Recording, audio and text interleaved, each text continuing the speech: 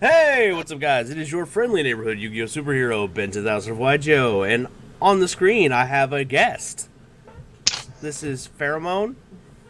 We're gonna call him Pharaoh for the purpose of the video because I think it That sounds works. more fun. So We'll just shorten Ben 10,000 down to Ben, if that works. that's perfect. Cool. Yeah, because I mean, like, who wants to go by? Hey, Ben 10,000 of Y? Yeah, just Ben. Just call me Ben. So it's good to know that I'm not the only one who bases their online persona off of a popular character. Yeah, that's the decision that a lot of people make really early. You'll notice it around a lot of cosplayers too. It'll be whatever I really like or saw in the room at that time, cosplay. And for me, it was Yu-Gi-Oh! So, Pharaohmone. Yeah, I just like superhero stuff, so that's why I was like, and then I was like told I have resting Ben face. I knew you would enjoy that. So somebody Oh told man, me I that love somebody told I me that love grown Ben up 10,000. Ben looked like I had the same like annoyed face that he does. So then I was like, you know what? I bet I can make jokes with that online. So there It's you been a go. while since I saw like the Ben 10 level endgame episode where it's like all the different Bens, where it's like Dad Ben and Mm-hmm. like normal Ben and then Teeny Bopper Ben. Yeah. So So yeah, and my whole like joke is like I'm the Yu-Gi-Oh version of grown up Ben. So that's the joke, and it's not a bad place to be. yeah, I mean, look, I'd rather be associated with a superhero than because there are a lot worse things you could be associated with out there. So, uh, you mentioned to me that you're an essential worker essentially.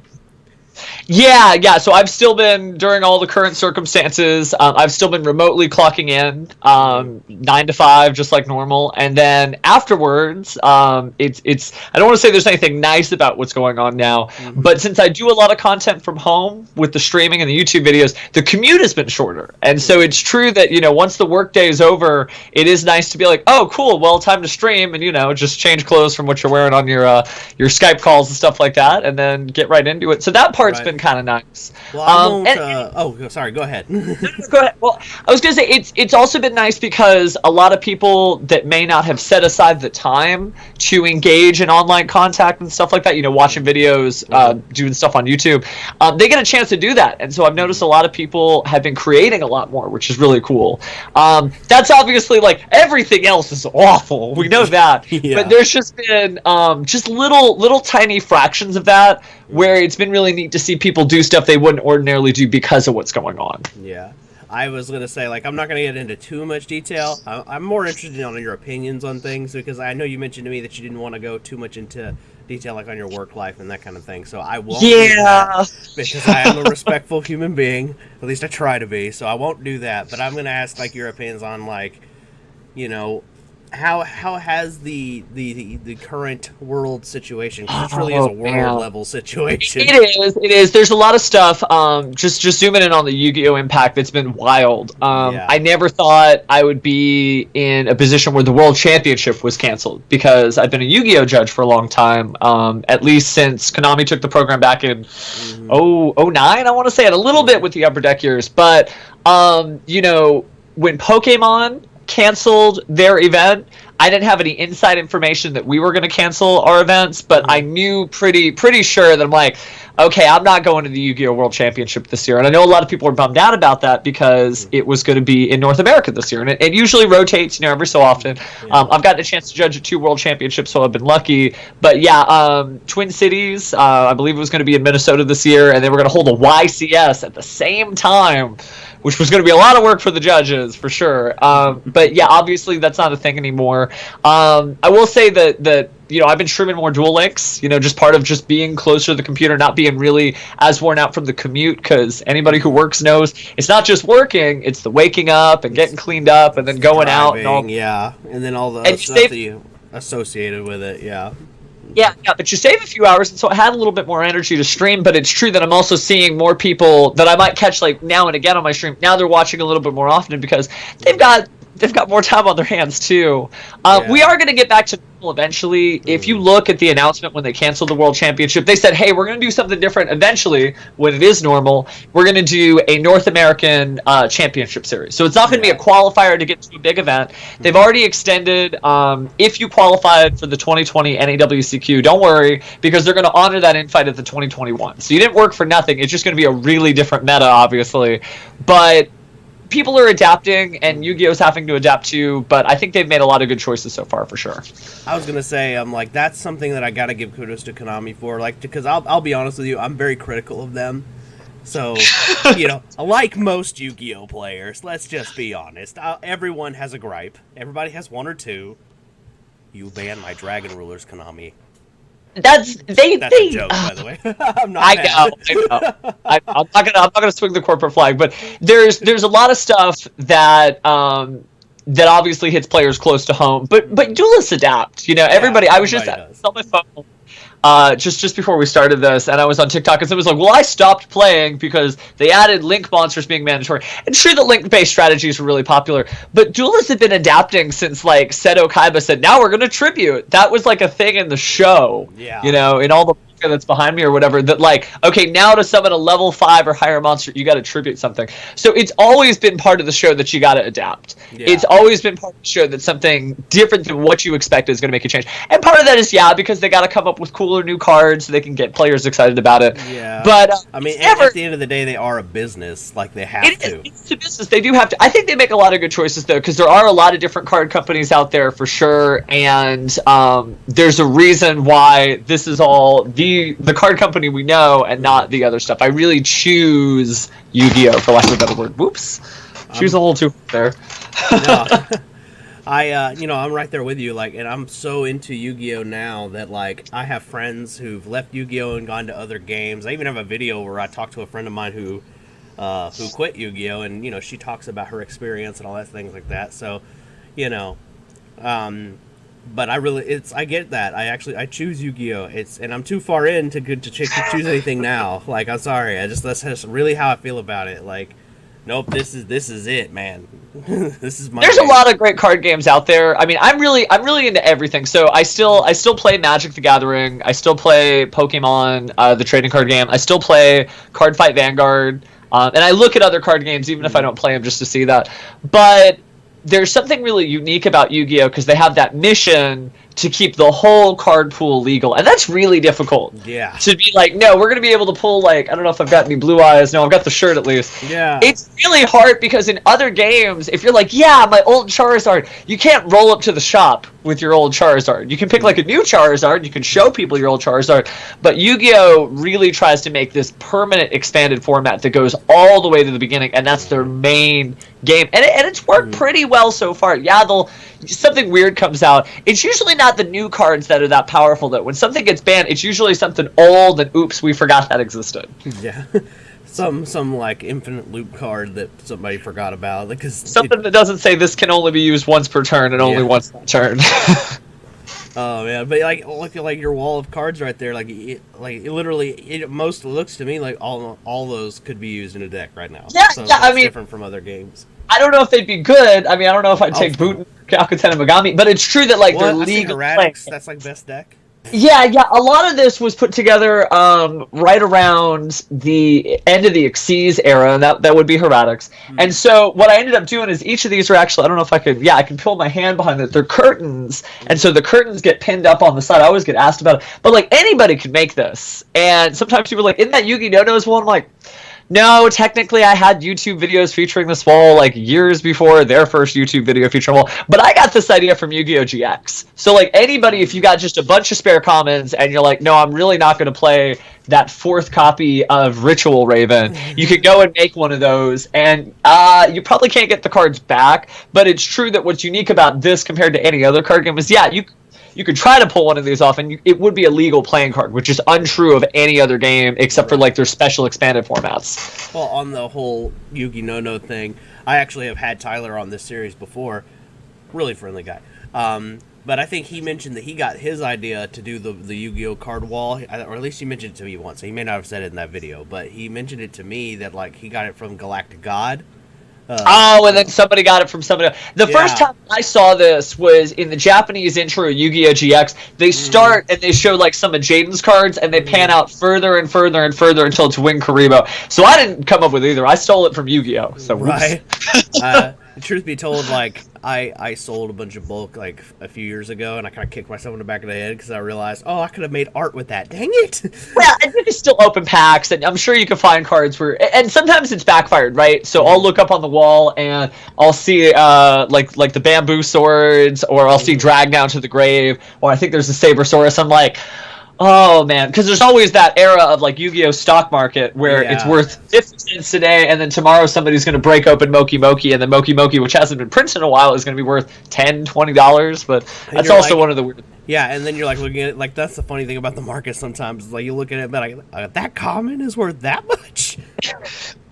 Yeah, but I mean, it's true. There are some cards, comic cards, that just don't get printed for a long time because maybe they don't have the rights to do it anymore because Yu-Gi-Oh! Is made up of lots of different companies. There's never, I always have to correct people, there's never like one Yu-Gi-Oh! Company. We've got Konami, we've got Shueisha, we have Shonen Jump, and they obviously Kazuki Takahashi, each of them have like a limitation on, this can only be done with Yu-Gi-Oh! And this can only be done with Yu-Gi-Oh! Etc. That's why you see a lot of the same arts on stuff, because like that's the picture of Yami. It was like, it was just a good picture they found of him. That's the one they're allowed to use for selling Yu-Gi-Oh! Cards. So it's never just as clear cut as, Konami did a thing, and so it's hard to kind of tease that out, but people are going to think what they're going to think. Yeah.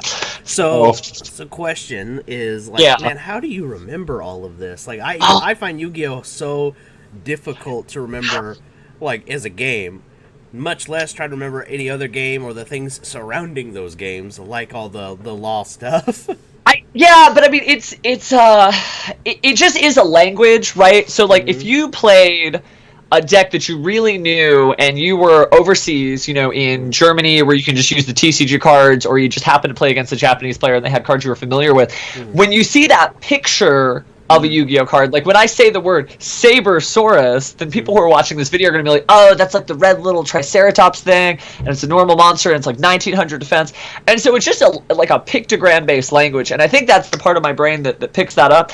Some people are better at that than others, some people are going to, have to pick up the card and read it, others are going to really know it. It's still important to read Yu-Gi-Oh! Cards, because, right, that's how you lose, that happens in the show all the time. You forgot my monster's special ability, because they didn't stop to remember, does it say can, or when, or must.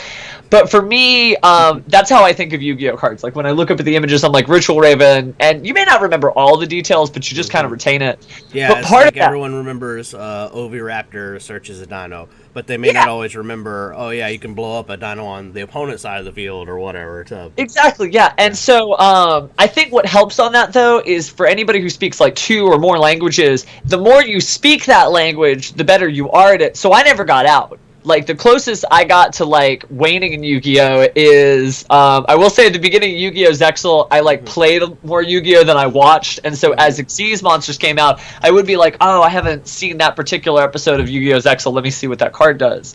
Cause, I mean, I don't have, like, a worst Yu-Gi-Oh! Series, but I will say that, that was the reboot, right? They had another little kid, so that the new generations, but in my judging, there are kids who, like, Zexal is their whole reason for being a part of Yu-Gi-Oh! Yeah. So that's their Yu-Gi-Oh!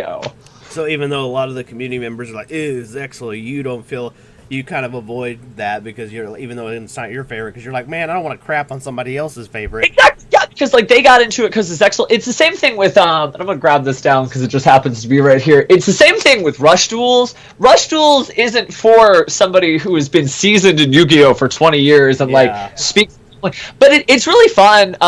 They don't have an official place to view Yu-Gi-Oh! 7s right now, but I've seen it because it's out there. People repost clips and stuff like that.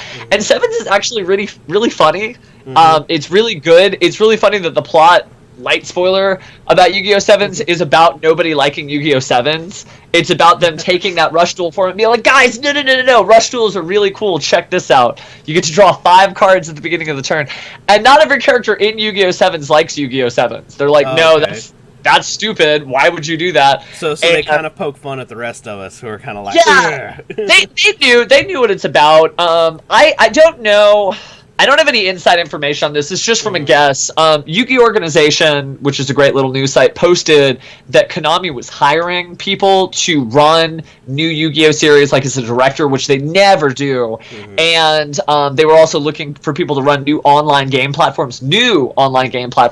So my suspicion is that Yu-Gi-Oh! 7s might end up being as short as Yu-Gi-Oh! Vrains. Yu-Gi-Oh! Vrains was 120 episodes, and then there was about a 6-month gap before 7s came out. Yeah. I think we're probably going to see the same. I think 7s and Vrains might be the new norm, because it's really hard. Like, think about like a video that you saw that was really funny last month. That's like 20 years ago in internet time. Yeah. So the idea that you're going to make something like 120 episodes and someone's going to keep up with it every week for 2 years is crazy. But also the sets have gotten really cool since Yu-Gi-Oh! 7s came out. The core sets like Rise of the Duelists, new staples like 3 Tactical Talents, new like reprints of stuff that looks very familiar. Like we've got new Catapult Turtle, new Blackluster Soldier, new Guy of the Fear Snake. So Yu-Gi-Oh! Is getting more original old school Yu-Gi-Oh! Because there's like an outlet for them to experiment and try new stuff. So honestly, 7 is a really good thing for the game all over the place.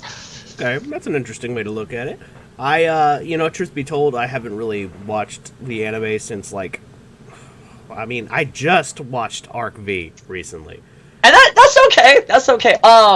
And truth be told, though, YuGiOh might be becoming one of my more favorited Yu-Gi-Oh! Characters. I would hope so. I feel like every YouTuber needs to either really like Vrains, because it's about like YouTuber social media duelists and some hackers, or Arc 5, where it's all about like, ladies and gentlemen, let me entertain you with Yu-Gi-Oh! Yeah, that's kind of where I'm at with it, because this whole series is, yes, we're going to learn a little bit more about you, and it's also a conversation. So, and people get entertained by that, because this is the series where we get to, put away the wigs. The watch isn't so prominent here as an entertainment tool. And, we're learning about the people who are the performers, because we're really, at the end of the day, that's what we are. We are literally, we're street performers, but we're online. Yeah, I like to think of myself a little bit more in the edutainment category. Not that everything I do is like super educational, but there's like a spectrum of what you can do on Yu-Gi-Oh! Stuff, and obviously there's like best deck profile ever, and there's nothing wrong with those guys, so I'm not trying to hate on them. But there's a certain degree on that content where it's like a news video. So they're like Yu-Gi-Oh! Journalists, right? Because if you watch a news video from last week, we're like, of course this is what they did with that, or of course the ban list is out. So the video has a certain level of like a disposable content, right? You watch it, you eat it all up, and then you're like, oh, these are just the bones. I don't need to show this to anybody else. That's what the ban list is. We know that, right? And then there are other videos where they're like jokey, but they might be a little bit mature themes, and that's okay to do that. That's totally normal. But because I do all the Yu-Gi-Oh! Judging, and because I work in like with the Dragon Duels and the kids like that, I probably don't want to make a video where I'm screaming curse words or using mature content of that. So I try to. Don't worry about it. That's cool, and that's fine. So that's why I've got my little box, and everybody's got their little box. There was something that was really disparaging that I saw on like a Pojo forum, which shows you how long I've been in this game, where somebody said there is no Yu-Gi-Oh! Community. I'm like, man, what does that mean? And when I thought about it, I'm like, no, you're kind of right. There's like Yu-Gi-Oh! Cosplayers, and there's like these Yu-Gi-Oh! People who just make like just card content, and they haven't seen the anime series. Maybe they're not even as caught up as you are. They haven't seen Arc 5. And I've met people who go to Yu-Gi-Oh! Events all the time, and their only purpose there is they're like vendors, and they flip cards and they sell cards, but they haven't done, and obviously they do it with the Konami license, because you can do that. But they've never seen the show. We'll just assume, for argument's sake, everybody's obeying the rules and being. Hopefully, right? Yeah. We'll be like Yugi. We'll give them the benefit of the doubt. Yeah, but they have like no idea about Yu-Gi-Oh! At all, and so that's really interesting, right? Their calendar is all about going to Yu-Gi-Oh! Events. All they think about is Yu-Gi-Oh! Card prices and Yu-Gi-Oh! Card effects and stuff like that. But they don't know anything, or like they're really into the card game and they have never seen the show, or they're really into the show. And I talk to people about this all the time. They're so in the show, and they're either afraid of the card game, or they think the card game is something that they don't like anymore. And so I spend a lot of time, that's the entertainment part, is like, no guys, since April 2020, link monsters aren't required. Or have you tried Yu-Gi-Oh! Duel Links? It's just your favorite cards. Yeah. It's hard to like try to link those, because it's true that we've got like a really spread out community where it's hard to find somebody who checks all those boxes, right? They've seen the show, they like the show, they play the game, they like the game, they like what's being done with the game. They go to events of the game, yeah. Yeah, like, there's a lot of duelists who are, like, top tables, the first place YCS champion, probably doesn't know a thing about speed duels. Yeah. I guarantee there's at least one YCS champion out there who doesn't even know that speed duels exist. They're like, what do you mean 3 zones? How does that work? So it's just really... And then there's probably a speed duelist out there, who's over there like, what do you mean you have 5 zones? You know what I mean? There are people who are probably, like, the king of games every season on Duel Links and... don't know, no matter how like really good they are at the meta in Duel Links, they just are like, no, I can't, the hand traps and Nibiru is too fair. I think personally, Duel Links, despite playing it like habitually, like all the time, I think Duel Links is a more unfair format than I've ever seen in real Yu-Gi-Oh! Since like 2003.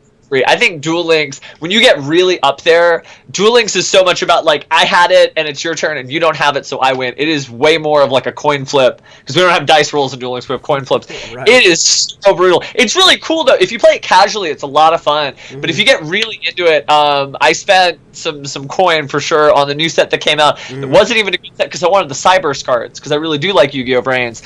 But those cards will... I don't want to say they'll never be good. I don't want to condemn them, but it's going to be really hard to make those work. And when it is a game that you put in money to, and it's a little different than Yu-Gi-Oh! Because maybe we can sell our cards later, like in 30 or whatever, when they're collector's items and we're still alive 1,000 years later for some reason.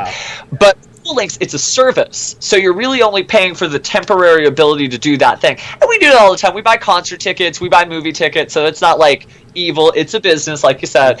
But it's true that, like, man, Duel Links is hard. Man, Duel Links duelists are way more intense, I think, than a lot of like top competitive duelists are in the real game. It's wild. See, my experience is like, I don't pay for cards on Duel Links. I just won't do it. I'm like, there's gems, there's farming for gems. Yeah. But I was gonna say, like, you made the comment about not having a Yu-Gi-Oh! Community. I have the opposite view. I think we just have a really big tent. Ah, okay. So, and I think that like that is my favorite thing about Yu-Gi-Oh! Is that we have so many different kinds of content and people who enjoy this stuff. Like, for example, you do have all the different animes.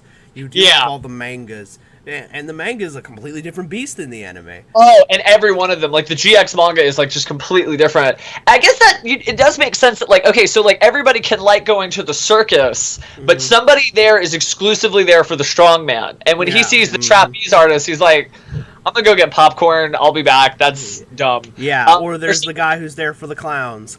Yeah, exactly, like us, right? Yeah, yeah, exactly. I mean, let's face it, you and I probably have had a... Question: were you a theater kid in high school? I wasn't a theater kid in high school, but I definitely hung out with the theater kids in high school. Okay. I think like those kids trained me. So like I wasn't like this during my early high school years. But then when I got towards the end of high school and I got into college, I made a lot of friends with the people who were like costumers and creators and stuff. My mom was a theater kid. She was a painter, and I'm originally from New York, so our theater kids look a little different than everybody else's theater kid. Well, I actually was one of those theater kids in high school, so I was kind of like, man, he's a performer, I can tell. So. Well, you raised me. Your people, not that there's anything wrong with theater kids, but those theater kids raised me, and so that is where I learned during my like edgy phase or whatever. That's how I learned to do the wig styling and the costume creation, and how I learned public speaking skills, which really helped. Like all the theater kid stuff that I wish I knew, because I probably would have been a more fun kid to be around when Yu-Gi-Oh! First started. But as I learned all those skills, they're just so important, because people are like stage fright, and I'm like, no, you get up there and you just do it, and stuff goes wrong. I've been around, of course, a lot of those live duels, and I'll see, a gaff here or there or a mispronounced monster card, but everybody's still riding that vibe, because a second in theater it may seem like an eternity to the performer, but it's really just a second, and you it's literally just and you're fine. Gone, yeah. So So, like, I just thought I'd ask because, like, you know what I mean. Like, you put on makeup and wigs, and I was like, I've done it. Are you kidding me? I in high school. I've Oh, literally. skin hates. I don't have to wear the makeup part of things anymore. But then again, I chose an older character that so because. And he's actually still technically older than I am, so I'm like, man, I could do this for 10 years. We'll get there. We'll get there. So, if you don't mind me asking, how old are you? So the age thing has always been like a wavering thing, but people can figure out the math really easy. So if I've been judging for 10 years and I've been into Yu-Gi-Oh in the beginning and I said that I was at the tail end of high school, people can figure it out. But because I do what I do in the public sector, specifically in the government sector, I try to always limit the amount of details. But it's obvious. But what's been amazing... I wasn't gonna ask you like specific numbers. I was gonna say, like, are you in your like late 20s, early 30s kind of area? Somewhere in between there. But what's been amazing about the Yu-Gi-Oh community is that it is one big Yu-Gi-Oh community. So I'll find duelists that are like twice my age. I'll find duelists that are half my age, and we all have the same thing to talk about. And because I was one of those edgelords who became a theater kid, I didn't have like the routine stuff where everybody gets around and we talk about baseball, football, fishing, etc. Yeah. But I really got into baseball later in my anime phase because, long story short, I started working for Crunchyroll. I had, we pushed certain anime, and one of the anime I got really into was Ace of the Diamond, or Diamond Ace, which is the baseball anime. So anime, and I started really learning about baseball. Then I talked to baseball fans because I went to a baseball game, and I'm like, whoa, they're like Yu-Gi-Oh kids, but for baseball. Like, this guy knows every ERA of every pitcher ever. And it's the same as us knowing like every detail about our favorite deck.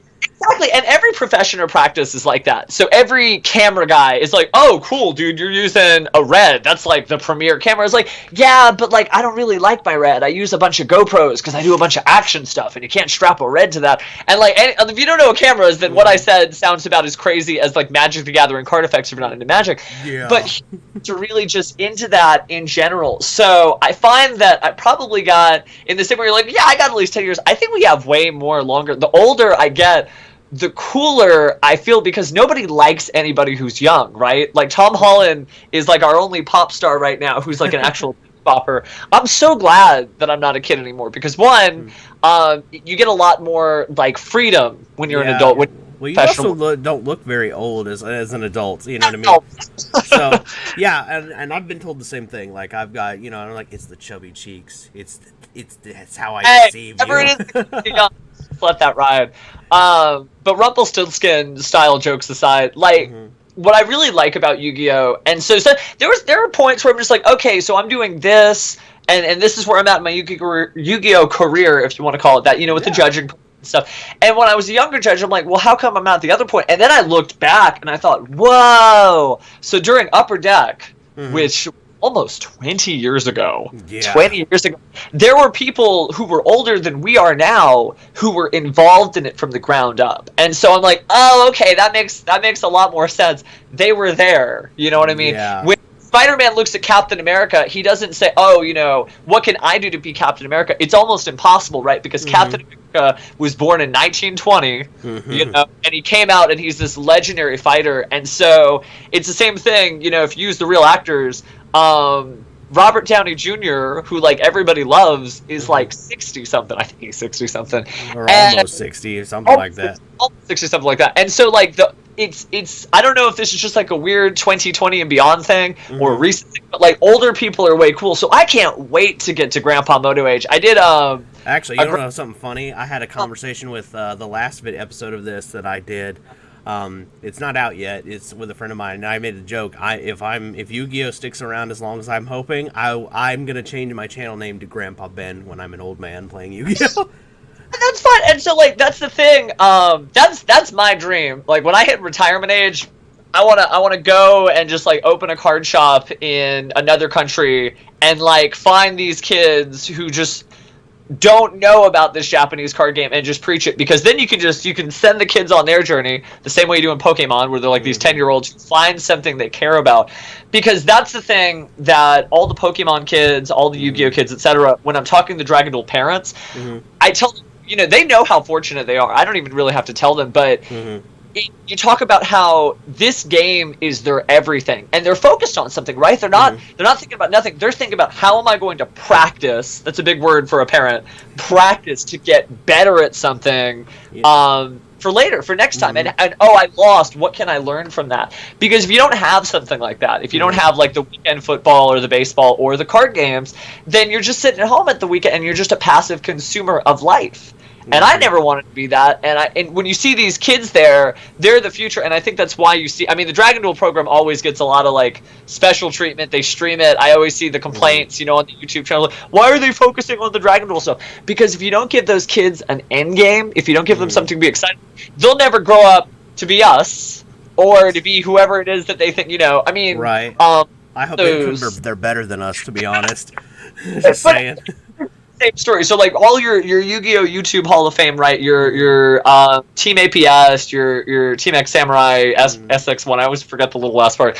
Your House of Champs. House of Champs was my locals. Like I've got stories of our youth, of us going out to like regional championships and stuff, and being on road trips and getting stuck and stuff. And that's because we were those kids back then who were like really excited about Yu-Gi-Oh! And if you're not excited about that, then the franchise stops. And that's the dark ghost story, right? Yeah. If you're like, no, I don't want to buy product, I don't want to support this thing, and like, cool, they're going to pack up and they're going to find something else to do. Because that happens, right? I mean, like, it's not like Konami will shut down when Yu-Gi-Oh's gone and done and over with. I mean, you're right. They're a big corporation. They'll just, okay, well, we will just focus on new game or whatever. Yeah, and that's at the mega corporate level, but at the minor corporate level, the people you like that work for Konami, hopefully they'll get reassigned, but if not, they may have to find something else because that Yu-Gi-Oh! Business may dry up, and there are games like that. So, like, if you like all the sort of youth games where they seem like they're aimed at kids, but they're not really, there's like, I'm trying to think, Chaotix, Kaijudo, a lot of these games are really big and they just kind of disappeared, or games that are kind of like always in that they're always growing, right? They're never at the top of the list. I don't want to list off any particular card game because someone's gonna be like, hey, that's my favorite card game. But there are a lot of games where because people don't support them the way they should, or because there's not this broad appeal, they just disappear. Because I'm sure there are games and shows that people really... Oh, well, actually, you can use the Yu-Gi-Oh! Example. Dual Generation Service has just been announced that it's getting canceled. So the whole, like, main phase 2, 5-card field, 5-card zones and everything, that was on phones, and people really like dueling. So that's a good thing, right? But they don't like Dual Generation as much because what? It doesn't have the voice acting. It didn't have the full card bank like Legacy of the Duelist is. There's cards we still don't have that are in Legacy of the Duelist for the Switch, which is crazy. But when you don't support something, it goes away. Yeah, so the fact that it's gotten so much support is probably the reason why Yu-Gi-Oh's been around for 20 years.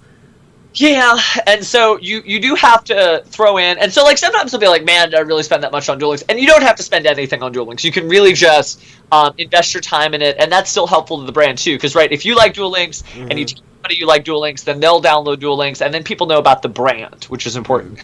But if and plus, like I was gonna say, like we're talking about all the different types of like Yu-Gi-Oh people. There's people on YouTube that their whole thing is just opening up packs. Oh man, when I see like the old school packs get opened, I'm like, whoa, I have that, but whoa, that's weird to see like a new one because they've like created a Yu-Gi-Oh card. Like, yeah, somebody might have a first ed Dark Magician, but to see it pulled out of a pack, you're like, whoa, that didn't exist until just now because it wasn't circulating.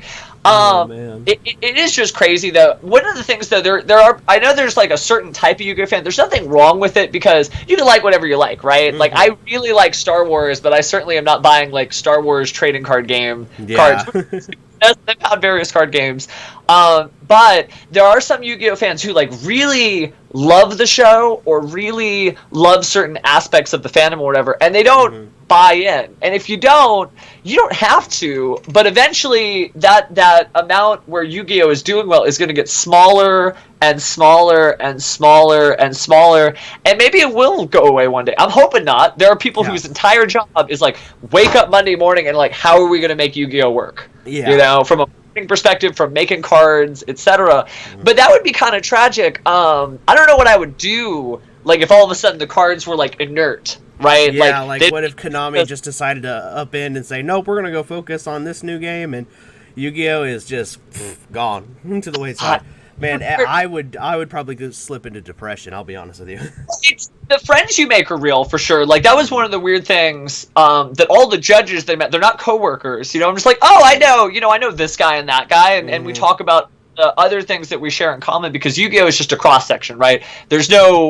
It's not like the anime where like there's only Yu-Gi-Oh, and to a certain degree, even in the anime, you see like little glimmers of there's a world beyond Yu-Gi-Oh, right? Like somebody's got a hot dog stand, so that guy, like maybe business is really good during Battle City because there's more people, so there's more hot dogs being sold. But it's not like Pokemon in their world where it's only Pokemon. But it would be different, but it's possible because a lot of franchises are just gone. You know. Yeah. I mean, and Yu-Gi-Oh's been around for 20 years, or more than that, if you count, like, because they started in, the early 90s in Japan? 96, if I pull one of the mangas down, it'll have, like, the copyright in it. Let me see, going straight from the horse's mouth here. Copyright should be in the back. I think it's 96 is what it says on the cards. Yeah, I think so there you go. We'll go with that. Yeah, 96, Kazuki Takahashi, yeah. Okay, so in 96, I was 6 years old. Guys, Yu-Gi-Oh's been around for 24 years. All right, so I mean it's going strong, and that's awesome that this game has been around so long, and I hope it's around for another 26 years. I'll be honest with you. I think it will, and I didn't mean to drag down the conversation, but there are a lot of success stories, right? So like Mega Man is a great success story for a franchise that's like not always doing great, right? There's like years where there's not a Mega Man game, we haven't seen Mega Man, people are screaming at Marvel versus Capcom like bring us more Mega Man, but it's always still there. It like resurfaces and they bring back more Mega Man products. I think Yu-Gi-Oh is a little harder because it's like a living atmosphere. It's like this weird MMO that we've all been playing. Some of us like made our account in 2003. Others, were just making their account hypothetically. Sorry, I'm picking at my eyeball here. I have allergies, so you're fine. You're fine. But it's something that like I don't think a lot of people think of because they don't think about the brand because maybe it's not that they don't care about it. They just haven't thought about that. Yeah, well, they don't. That makes sense though because we're Yu-Gi-Oh players. We don't work for Konami. We're out here being the consumers. But I was gonna say like you and I mentioned the big tent thing, and I was like, that's the coolest thing to me. And like I was trying to get out there is like it's not just the different types of Yugitubing out there. Like you have cosplayers, you have artists. Like I have a friend of mine. Her whole channel is just taking Yu-Gi-Oh cards and making full arts out of it. Oh, and that's so nice. And I know that we'll probably never get that because I know that they've got a little bit of a design Bible, is my understanding. So like Yu-Gi-Oh has to look like Yu-Gi-Oh. So Yu-Gi-Oh Sevens is a big deal that they did something because it's a little bigger. I ordered some Rush Duel decks. I haven't gotten them in yet because obviously the mail situation's been slow now. But it is cool to see like a new design. I think it's neat. It's definitely much more modern for sure, and that's the thing. Most people don't remember or haven't looked up that like even Yu-Gi-Oh card designs are different. So if you look at old Japanese Yu-Gi-Oh cards, like the attack and defense is like almost all of the little bottom part, and the picture used to be, I don't know if it was bigger, but it's like a little different size. But more recent players will know like, oh, Link monsters, pendulum monsters, like the art and everything and where the card stuff goes. So new changes would be nice. I don't think we're gonna get Rush Duel like style in the main game because they've been really strict to separate that, but it would be cool to see like full art. Even just for like a token?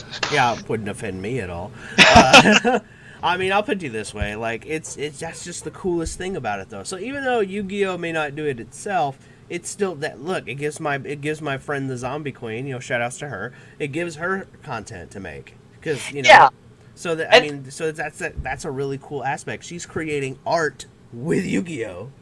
Content extension is such a really big important part of any fandom because okay, nerd check here, but like Star Trek the original series, people were really into that, and it was like 3 television show seasons and like a really corny animated series. But you think of Star Trek as being this giant thing, but it's not. It was like really propelled by fans until we got movies, and then it got bigger. And Yu-Gi-Oh is just like that. The cosplayers, those are people that spend money wholly on something that that, I mean, unless they've got like a Patreon or something set up, it doesn't, like, nothing benefits from that. They just love Yu-Gi-Oh! And they express the love of Yu-Gi-Oh! And that's it. And it's great. And it is really great. But that's the thing, is that, like, because this is such a broad tent, as you described it, it's true that there are a lot of people who are just doing different things to keep the tent propped up, for lack of a better word. Yeah. I mean, hey, if as long as it works, I mean, it's really neat in my mind. Like, think about it. Look at Simply Unlucky, right? He is literally the epitome of what I'm talking about. He created a whole job around Yu-Gi-Oh! Well, whole genre. I mean, honestly, a lot of people. I mean, there are some fossils, in the sense that, like, hey, there were organisms that were alive at that time, but they're no longer around. But he clearly is one of the people who has survived, the longest, and is still doing stuff. I know the channel has its ups and downs, but that sort of excitement over a card game is really cool. And we didn't invent it, right? So if you look at, like, the Magic the Gathering World Championship videos from, like, the 90s, they're out there. They're on the YouTube. And it kind of looks eerily familiar. Like, it's commentators, and they're, like, talking about what they see on the card game. And it's this environment that seems like second nature for us, but we think of as something really new. It's actually, like, a really long timeline. But it's important for somebody to, like, okay, I'm going to be the dude who does it. And why they do it, maybe they want to be the cool guy. Maybe they just really love the thing. Whatever it is, it's still important. So even if you see Yugitubers out there like, oh, I don't like that guy, he's performing a service to get brand awareness, to, like, let people know how great this thing that you're wasting your time on is. Yeah, I wouldn't call anything that provides value for your personal life, I wouldn't call that wasting, but that's just... No, I know, but, everybody gets that poked at. It's like, oh, man, you like card games? I always hear people still play Yu-Gi-Oh! I'm like, they never stop playing Yu-Gi-Oh! They never... stopped playing Yu-Gi-Oh! Yeah, I look forward to that conversation when we're in our 50s. Oh, man. I hope that it's still that. They never stopped playing Yu-Gi-Oh! Oh, man. That would be the dream, man. That would be the dream. Could you imagine us still doing it? Could you imagine us doing this in another 20 years? I mean, I'd like to. So I joined YouTube in 2011, but I didn't show my face immediately. I didn't start doing what I would consider, like, conventional Yu-Gi-Oh! Tubing until, like, 2012. And it was bad. And I still have those videos up because I want to remember how much... It's great for your audience, too, because, like, they get to see the progression of how you evolved. Yeah, 8 years, really, it's a long time, but it's also a really short time, and it's crazy how high-tech everything is now. Like, the way that my stream looks now compared to, like, what it looked like back then when I had, like, just, like, a little yellow in and white in composite cable is just astounding. But it is really neat. And so what I've started doing lately is trying to do, like, different types of videos. I've started looking at other content that's not Yu-Gi-Oh! Based, and then being like, oh, what would this video look like if it was just Yu-Gi-Oh! Based? So recently I did, I've looked at, like, a lot of Mario Maker videos because I like everything. I mean, the Yu-Gi-Oh! Obviously, you would think that it's just Yu-Gi-Oh! But I'm the every nerd, and it's just I project Yu-Gi-Oh! But everybody has their primary. Yeah, they've got, like, their primary, their secondary skills, etc. Like, we've got one career, but I'm also good at this. So if I got fired at this, I could do this other thing. Yeah. I tried taking the cool stuff that I saw in, like, the videos that they made with their edits and, like, the way that they were able to, like, repackage their stream. And I'm like, oh, I can do that for, like, a Duel Links stream. And so I put out a Duel Links video, and then I made a shorter little Duel Links video. I'm like, okay, cool. Now I've done that thing. Okay, what else can I do with Yu-Gi-Oh! Content? Because it's a weird multimedia safari trying to find ways to excite people that in ways that they haven't seen it before. You know what? That's kind of funny you say that, because, like, I without... put forward thought to it, did the same thing. So I have the Ben 10 thing as the comedy aspect to my channel, and the reason I did it is because another Yugituber had quit for a minute, and then he came back, and then now that I'm working with him, he's like, no, keep doing it, it's funny, go for it. And, oh man, the quitting stuff. And then, but to get what you were talking about with adding other mediums, this is like my Joe Rogan-esque podcast type thing. That's what this whole series is. So. And it's cool because, and some people who may listen to those podcasts and may like Yu-Gi-Oh! Are like, whoa, it's like two great tastes that taste great together, right? Because they just haven't had the like long peanut butter and chocolate. You're welcome. Exactly, yeah. The reason I had a moment when you said quitting is, I don't know if you know, but your Yu-Gi-Oh! Channel recently put out just a very heartbreaking video. And that's okay too, though, because he probably is still going to really like and think fondly about Yu-Gi-Oh! Yeah, it'll be something that he he'll see like the anime every now and then or something online, and he'll be like, ah, the good old days, Yeah, I hope he leaves the channel up because there's some people that quit and then they take it down. I hope he leaves that up because that's a monument to a bygone era of just really hype videos of a different crowd who just really loves card games just as much as anyone. That's the kind of, and yeah, I hope he does too, because like his channel and a few other ones like Galactic God and like Dub K Dad. I think Dub K Dad actually still does posts every now and then, but a lot of these channels are, they're an example of the evolution of Yugitubing. Yeah, like because back in the day it was you took your cell phone and you just talk to it, or you just like, okay guys, here's my deck profile, and then you would like one card at a time or something like that. Now we have simulators, and we have all these new tools, and it's just, there's so much more. It's really wild how technology continues to change, because if you look at the very first Yu-Gi-Oh video game, Dark Duel Stories, and then you look at like Duel Links, and Duel Links is still only so far, right? Because they also have like the sort of VR-esque simulator, because I've got the Oculus, and that's still crazy to be like, okay, this is straight up into the brains. And I think that's true of everything, right? You could say the same of like like if you look at old Dragon Ball video games, you look at modern Dragon Ball Z stuff, or Dragon Ball Super, I should say now. Technology changing is just really crazy, and Konami's got patents for like card recognition stuff, and I'm like, whoa, one day it's gonna happen and we're gonna have the hologram. Could you imagine how cool would that be if like we were like in the show, we could walk around with like a dual disc and have like holograms? It would be cool, but I think it would be really natural, right? So if if 10 years ago you talk about VR, it's like, whoa, that's impossible. People are like, yeah, I don't like VR, it makes me sick. Like, they're just so casual. Like, they're like this thing that science fiction fans have been waiting for years, for decades.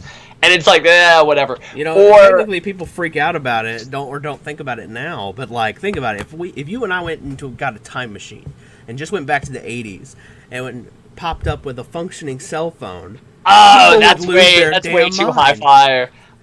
They'd be like, whoa. Because it was flip phones just like 10 or so years ago, and flip phones were awful. People who are like watching your channel who are like 15, and so they're getting their first cell phone, and it's like the glass thing.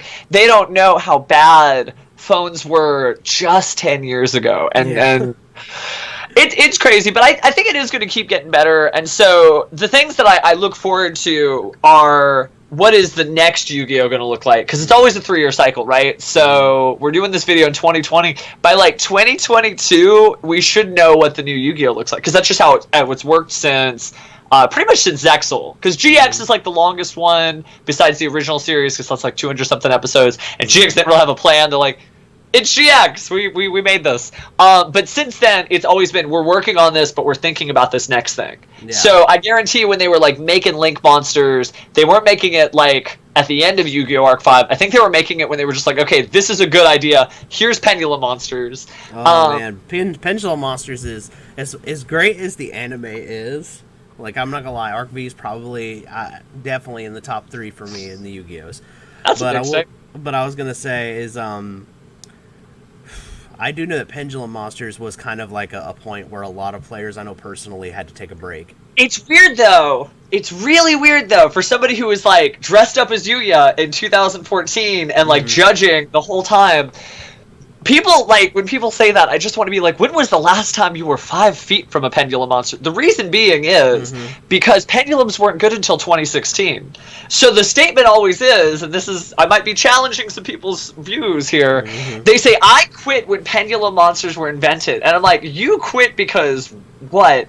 Because Odd Eye's Pendulum Dragon was too good. Odd Eye's Pendulum Dragon, it's a cool card. I love it. I think Cleaforts were the reason, probably. Cleaforts were pretty rough. I will say Cleaforts were pretty rough. But when I think of like pendulums being like, whoa, too much, is like 2016 Breaker of Shadows, right? And I was at that Shonen Jump judging, and yeah, it was a lot, I'll admit it. And Konami realized that, and that's why we have the adjusted Forbidden Unlimited list, which was something we had never had before and have not really had since. We've had emergency Forbidden Limited list, but they had like something new. So I think they definitely took ownership of, this is a unique situation we put ourselves in. But like pendulums, they're a very small deck. You don't really see a lot of people playing them, is what I mean to say. Like when you go to a tournament, no matter when pendulums were, except for that specific area where they were the good deck, so people who wanted to win play it. You know, the next couple of years, you know, 2016's North American World Championship qualifiers, I think we're in, I want to say Pittsburgh, and it was a Monarch heavy format. So tribute monsters were like the thing. And Monarchs felt pretty oppressive to play against. You know, they were always playing during your turn. You were always losing monsters. So there's always going to be like the boogeyman in Yu-Gi-Oh! Because scroll back and like Chaos was really scary. 2003, whoa, it's this monster who has all these cool effects and you special summon it by banishing cards from your graveyard. You know, and there's always going to be that thing. And so the realization you have to have, and yeah, pendulums are rough. Is what, that there's pendulums ain't best deck? What? Well, shout outs to Triff Gaming. Enjoy your joke. There's always going to be something that comes out that is really powerful that nobody knows how to adapt to. I would say right now in Yu-Gi-Oh! Duel Links, which earlier in our conversation I said is pretty heavy-handed, I think right now it's Shiranoi for sure. It's that zombie deck that just feels like it never stops coming. Also, some people probably don't like playing against Chimera Tech. You know, Zane Truesdale is amazing. Hellkaiser for the Japanese GX fans. Because, yeah, you know, they're able to just very consistently, I'm special summoning my Chimera Tech Rampage Dragon, I'm destroying all your spells and traps, I'm getting rid of your monsters, and now I'm attacking 3 times per game. There's always going to be that deck that feels really good, but it's never permanent. And so, for people who disappear... Either the ban list takes care of it, or... you know, or it just it gets power crept. It happens. Like Summon Skull at one point was a meta card, guys. Oh man, people don't know what it's like to be like, okay, so we have Trap Hole. People like Blue Eyes White Dragon, like your passive fans, your casual fans who just only know about the show. There's nothing wrong with just like, you know, dabbling your foot in the water. Oh yeah. But they think Blue Eyes White Dragon, back then, Blue Eyes White Dragon was a huge investment. 2 tributes, and then they Trap Hold you. At least for the Summon Skull. I feel like if any duelist from like right now went back into the past, they would just be so much more efficient than anybody was back then, because we're so much better at Yu-Gi-Oh! Now. Like every single person, everybody, it's like, you know, you get your first superhero and he's got his first supervillain, and as the show goes on, it's just crazier and crazier. Average everyday kids would just be incredible at Yu-Gi-Oh! Against like people who were the king of games back then in a way that Are you it's just amazing. Me? Like if I knew what I knew now but went back in time, I'd been like, I'm a bet. Solemn judgment. Blow your mind. Solemn judgment. I know there's somebody I'm sure watching us who's just like, no, I ran my solemn judgment through, but they were like, pay half your life points. Yeah, a lot of players were like that. Such a hard no. It was such a great card, and I really don't feel people realize that until. Part of that is the environment, too, because Yu-Gi-Oh! Regionals got more and more organized in the World Championship, starting really around the time of Chaos and around the time of Legacy of Darkness. So, yeah, there wasn't really a good reason not to just mash a bunch of stuff to do, like, Maha Velo equip decks, which were cool. I lost to them, you know, Fiends and Spellcasters and stuff like that. But my first deck in Yu-Gi-Oh! Was literally Dark Magician plus Blue Eyes. Like, it was the Yugi and the Kaiba starter decks. Oh yeah, together. I was one of those kids too. But let me tell you how bad I was with Yu-Gi-Oh! I had a Yatagarasu, and I ran Spiritual Energy Settling Machine to keep that Yatagarasu on the field because I'm like, I need it to stay so I can lock them. I didn't understand that the genius of the spirit monsters is they are protected by going back into your hand. Yeah. And you don't find that until you meet other duelists who have like ideas. It's infectious, you know. Probably a bad joke to make right now, but it's true that all these different ideas met with other duelists, and they're like, oh, I should run Reflect Bounder because it's a light, and because I can run Limiter Removal, and then Jinzo's my dark, and then now I've got my Chaos lineup. Genius! And then, yeah, we saw what happened to Limiter Removal back then. Yeah, because it didn't come back off the list for a while.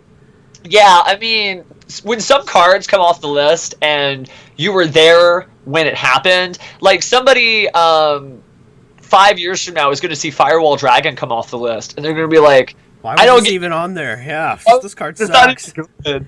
Gosh, that could have been solved by once per turn or Cybers only.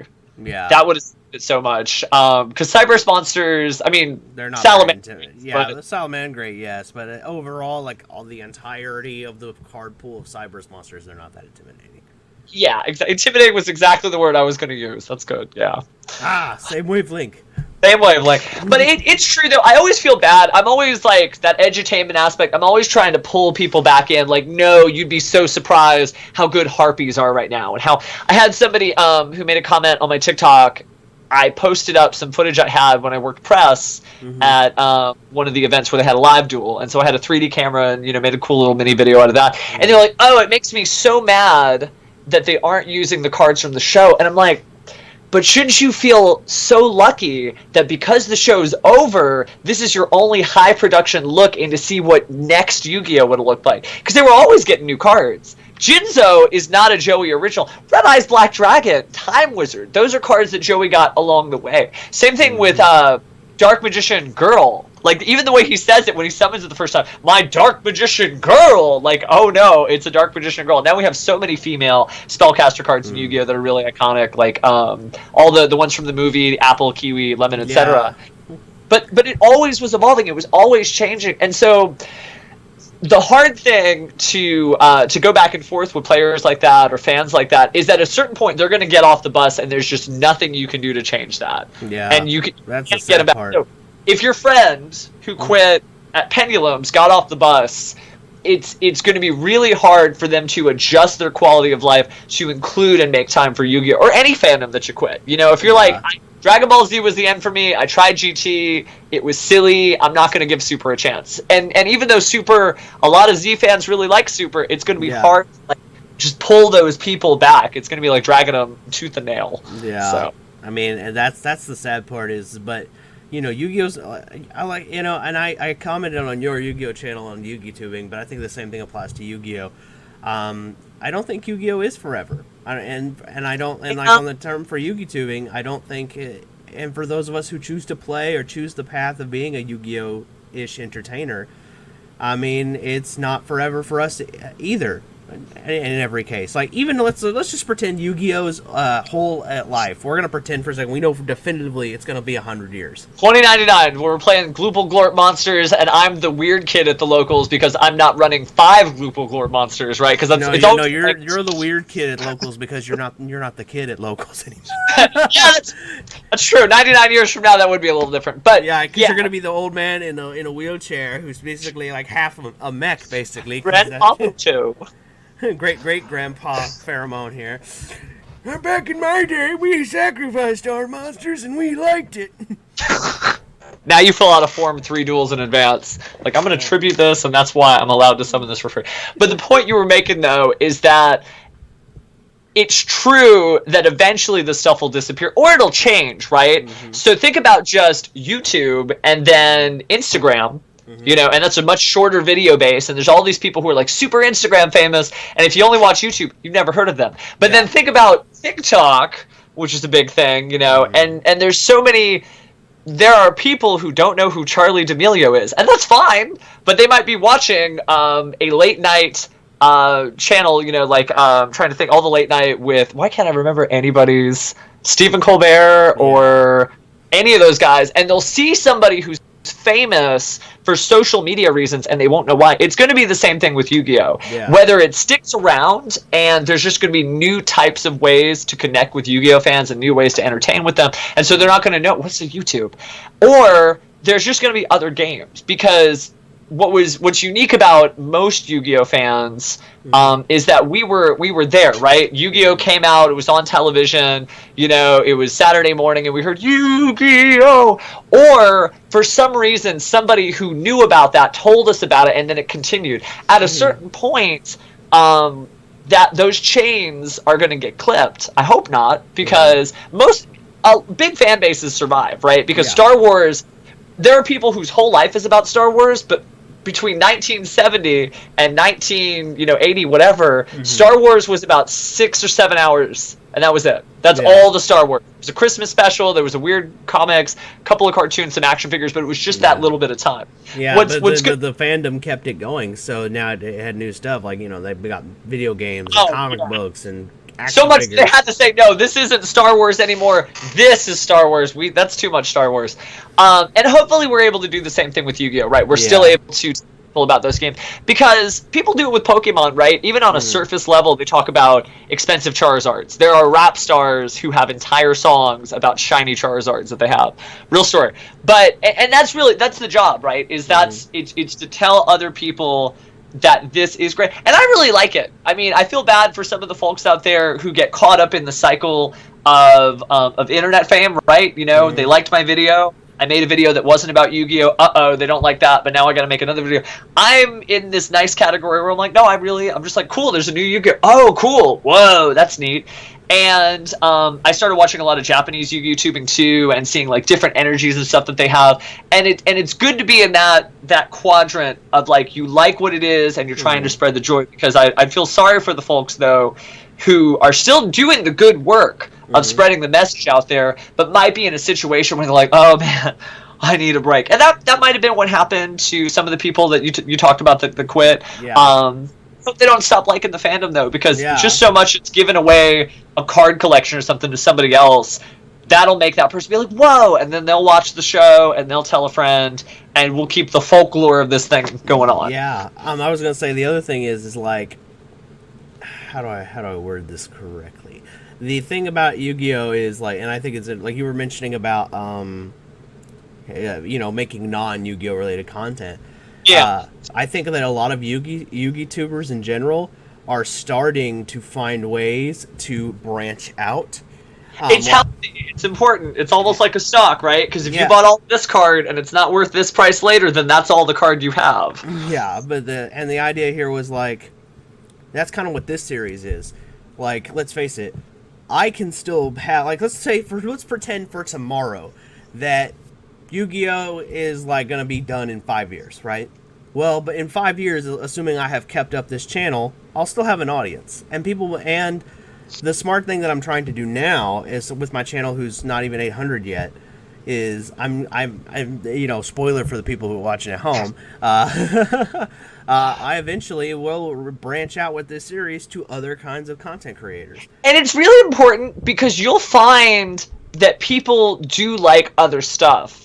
And they just share this cross section. You've seen that guy at locals, and you're playing, and he whips out the Naruto map. He's playing Yu-Gi-Oh! Against you. He's taking his time to play Yu-Gi-Oh! But his field center is a Pokemon card, right? Or it's like an old school like 90s Marvel card, because believe it or not, they had trading cards too. It's an interesting thing that's almost a funny moral to learn about real Yu-Gi-Oh! To actually pull out the manga, because the old manga was not just about Yu-Gi-Oh! The old manga, the sort of meta story about that is it was about all these different types of games, and then they made Magic and Wizards, the card game that we know as Duel Monsters is the Yu-Gi-Oh! Trading card game, and then they found out that people really liked that. And so at a certain point, all of that Yu-Gi-Oh! Art became about Duel Monsters, the card game, and they got stuck, and they've had a very, very happy and successful life being stuck, right? I mean, Kazuki Takahashi is still drawing. He drew a character just this morning. It was the Bakura art about, what's going on in the current circumstances. There were cool little dice that looked like infectious cells. And he's still having it. But at a certain point, right, he got so successful that all he was allowed to do with his life is make Yu-Gi-Oh! Content. And I'm sure he has his own stuff. If you ask him or if you find interviews, I'm sure there's stuff where he's like, well, I'm doing this other thing. And yeah, it's not as successful as Yu-Gi-Oh! But I'm still doing it because you find out that other people like more than just Yu-Gi-Oh! Most healthy, sane people have big fandoms of all kinds. And if you just like Yu-Gi-Oh!, that's also fine too. I mean, and then the cool thing also on that topic is sometimes you can combine them, like me, as an example. Oh yeah! I'm the Ben 10 of Yu-Gi-Oh! So like the joke is I slap the watch, I turn into a Yu-Gi-Oh! Monster instead of an alien. Yeah, and people get that joke, right? Because they have that same crossover.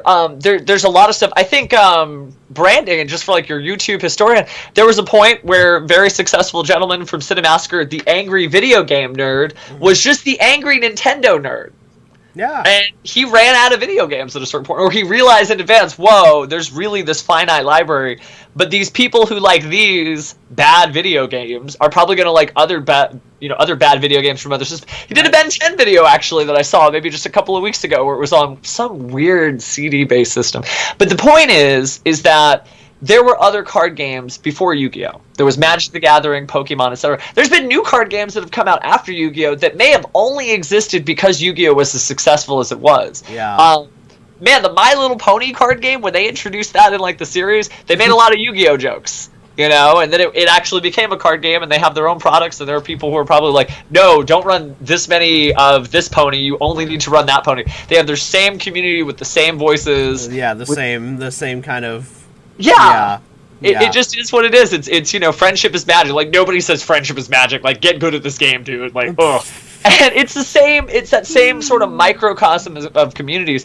And we're going to see that. We're going to see, you know, Cardfight Vanguard just released a video game and it looks a lot like Duel Links. And I play that and I'm like, that's a good thing. I like that this is like, it's like Duel Links, but it's Cardfight Vanguard. Oh, okay, cool. And then I just started dumping a lot of time in that. Same deal with the Pokemon trading card game. Trading card game looks a lot like Magic, you know? Yeah.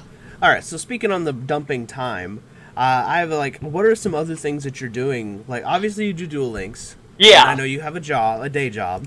He has a day job. Okay, guys, you guys don't know.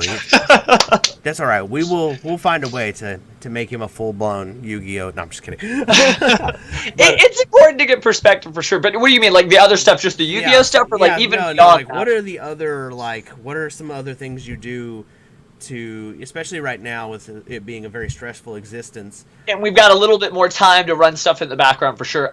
So do you have any other hobbies outside of like? I do. Or something. So I think most of my hobbies are still they're still like information related because what I do in my professional life, and most people on my YouTube channel at least know this part about me. Mm-hmm. I'm an attorney. So that is what I do, is that I'm a lawyer. And so the things that are appealing to me are things with a lot of depth that you can get into and discuss and be nerdy about that. And I was like that before I was a lawyer. But like I watched a lot of the 2017 Spider-Man series today where it's all about science, technology. It's very like STEM centric, which is fine because that's what Spider-Man is. He's a STEM kid. And then I had a really long discussion with a friend over Skype about Farscape and the tragedy that is Farscape, because it's like really well produced, and this is what they were doing, and these are the people who produced it, and they must have learned all this stuff. So I'm really into media, science fiction, stuff like that, but a lot of it is like the production. So when I'm looking, I'm just like, oh man, I really think this is incredible, not because of the story it's telling, but because of how of a time it must have been to like be in the middle of the desert and get this shot, and like what it's like to wake up at 5 a.m. in the morning and put on the stupid costume. I go to a lot of comic conventions. Obviously we don't have a lot of those going on right now, but I do a lot of filmography and stuff at comic conventions, just doing like, you know, coverage videos and just trying to give the time of day, because I have all the equipment, because I do all the YouTube stuff, to stuff that I know like, oh hey, this cosplayer may never get like somebody with like one of the big cameras in front of them because maybe it's not a big fandom they like, or maybe somebody thinks objectively this costume might be a little better than that one, but no, I want to give this person that time of day. Now that we can't do as much of that, I'm thinking about what I'll do once we get out, and so I'm still keeping up all that stuff. I work with a couple of conventions too. All of them are canceled. But we're still making our plans for, like, you know, what is 2021 going to look like? What kind of guests are we going to bring? Who's going to be popular in 2021? That's what's funny. Like, the guests that you have in 2020, because they're really doing it, they've got shows, they're moving and shaking, those may not be as relevant, or they may not be the type of guests that somebody really wants to see in 2021. The internet's going to be a big, like... It's gonna everyone's gonna be looking at the internet to try to figure out, okay, who's the best guy to have on at a convention. Yeah, because it's just about putting on entertaining content. But yeah, if I wanted to like zoom all that in, I'm definitely like your conventional nerd, but just about anything. You know, like people I know, I'll get into long discussions about Mahjong or the Terror and the Erebus was something I was talking to a friend about for an hour, which are two ships that got stuck in, I think, the Bering Strait, which is known as the Northwest Passage. And the whole reason the story came up is we were talking about famous furniture, and I know it's silly, but I just get into anything. The president of the United States of America's desk is made of, if I remember correctly, wreckage that was found by United States Coast Guard or Naval Forces that was presented to the Queen because that wreckage was from an old ship that got lost almost 100 years ago now, and like just little things like that. So I'm very much a nerd. So if you ask me like at the beginning of the conversation how to remember all the Yu-Gi-Oh cards, well, I don't know how I keep up with all of it. Maybe it's like my superpower, but I like information. So like that's the thing I've definitely have noticed about you, Pharaoh, is that you are definitely an intelligent individual. Like, I feel Thank that if I could have, like, just spend 24 hours with you, I feel like my brain would hurt because I'd be like, all the information you have to share. Because I would be like... Part of being a lawyer, and I think this is why I did good at being a lawyer, or do good at being a lawyer, do well at being a lawyer, is that it's very much like the Yu-Gi-Oh problem, right? So if you're a competitive duelist, you need to know all about what this one deck does at this one event, and like, what are you side decking, and what are you doing? And then after that event, that information is probably useless. But you get used to getting more of that information just siphoned into your head, because if you want to do good at Yu-Gi-Oh, if you want to continue to compete, you get ready for that next event, and it's the same deal. What are the relevant deck types? What new cards came out? What do I need to know? I do the same process when I judge. I read the entire judging policy guidelines, the tournament guidelines, and the policy guidelines from start to finish. And you're like, well, but you've read that already. I'm like, well, yeah, but I just want to download all the information, the flash drive or whatever, get it ready, and just like really know that stuff fresh recently. And it's not like you can, like, for example, you could also just skim it at that point a little bit, just to make sure the information, like, pull it from the back of your head type of thing. But that's the Yu-Gi-Oh problem is, though, but you forgot my monster special ability. It's like, when was the last time you read? And I'm sure there are people, I lecture parents. I do lecture parents of Dragon Duel. So I'll be like, when was the last time you and your child read the rules of the tournament? I know they know the rules of the game. They're an excellent duelist. But the reason they get this tournament penalty is because they didn't really know what they were doing as far as being in the tournament. And that's kind of important. So here's a good question for you. As a judge of Dragon Duelists and dealing with the parents, and I'm not going to ask anything specific, but it's more like have you experienced like a parent being upset with you over a judge call?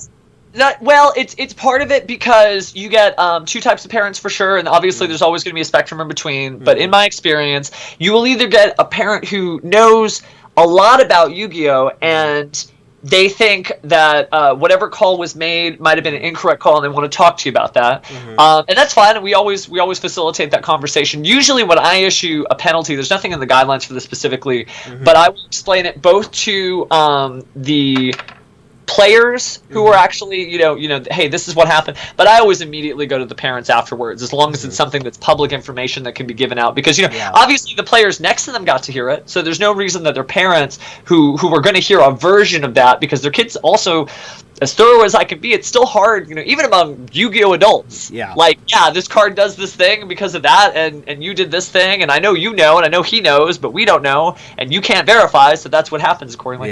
So I usually do explain it, and keeping what I said, there'll be a parent who knows enough of it to have an opinion about it, or they don't know anything about it, and those are the parents I'm definitely looking for, because I want them to really understand, because I feel like those duelists, those parents and their children who are duelists are going to understand and not have that same situation the next time. That doesn't change the penalty, because you'll see it if you read the penalty guidelines. They're like, no, Dragon Duels is real Yu-Gi-Oh! Okay, and so they get all the same. Yeah, they get real Yu-Gi-Oh! Penalties for a shorthand description. It's a premier event, especially when they're competing for a chance to compete at the highest level to get flown to Japan or Europe or America from another country.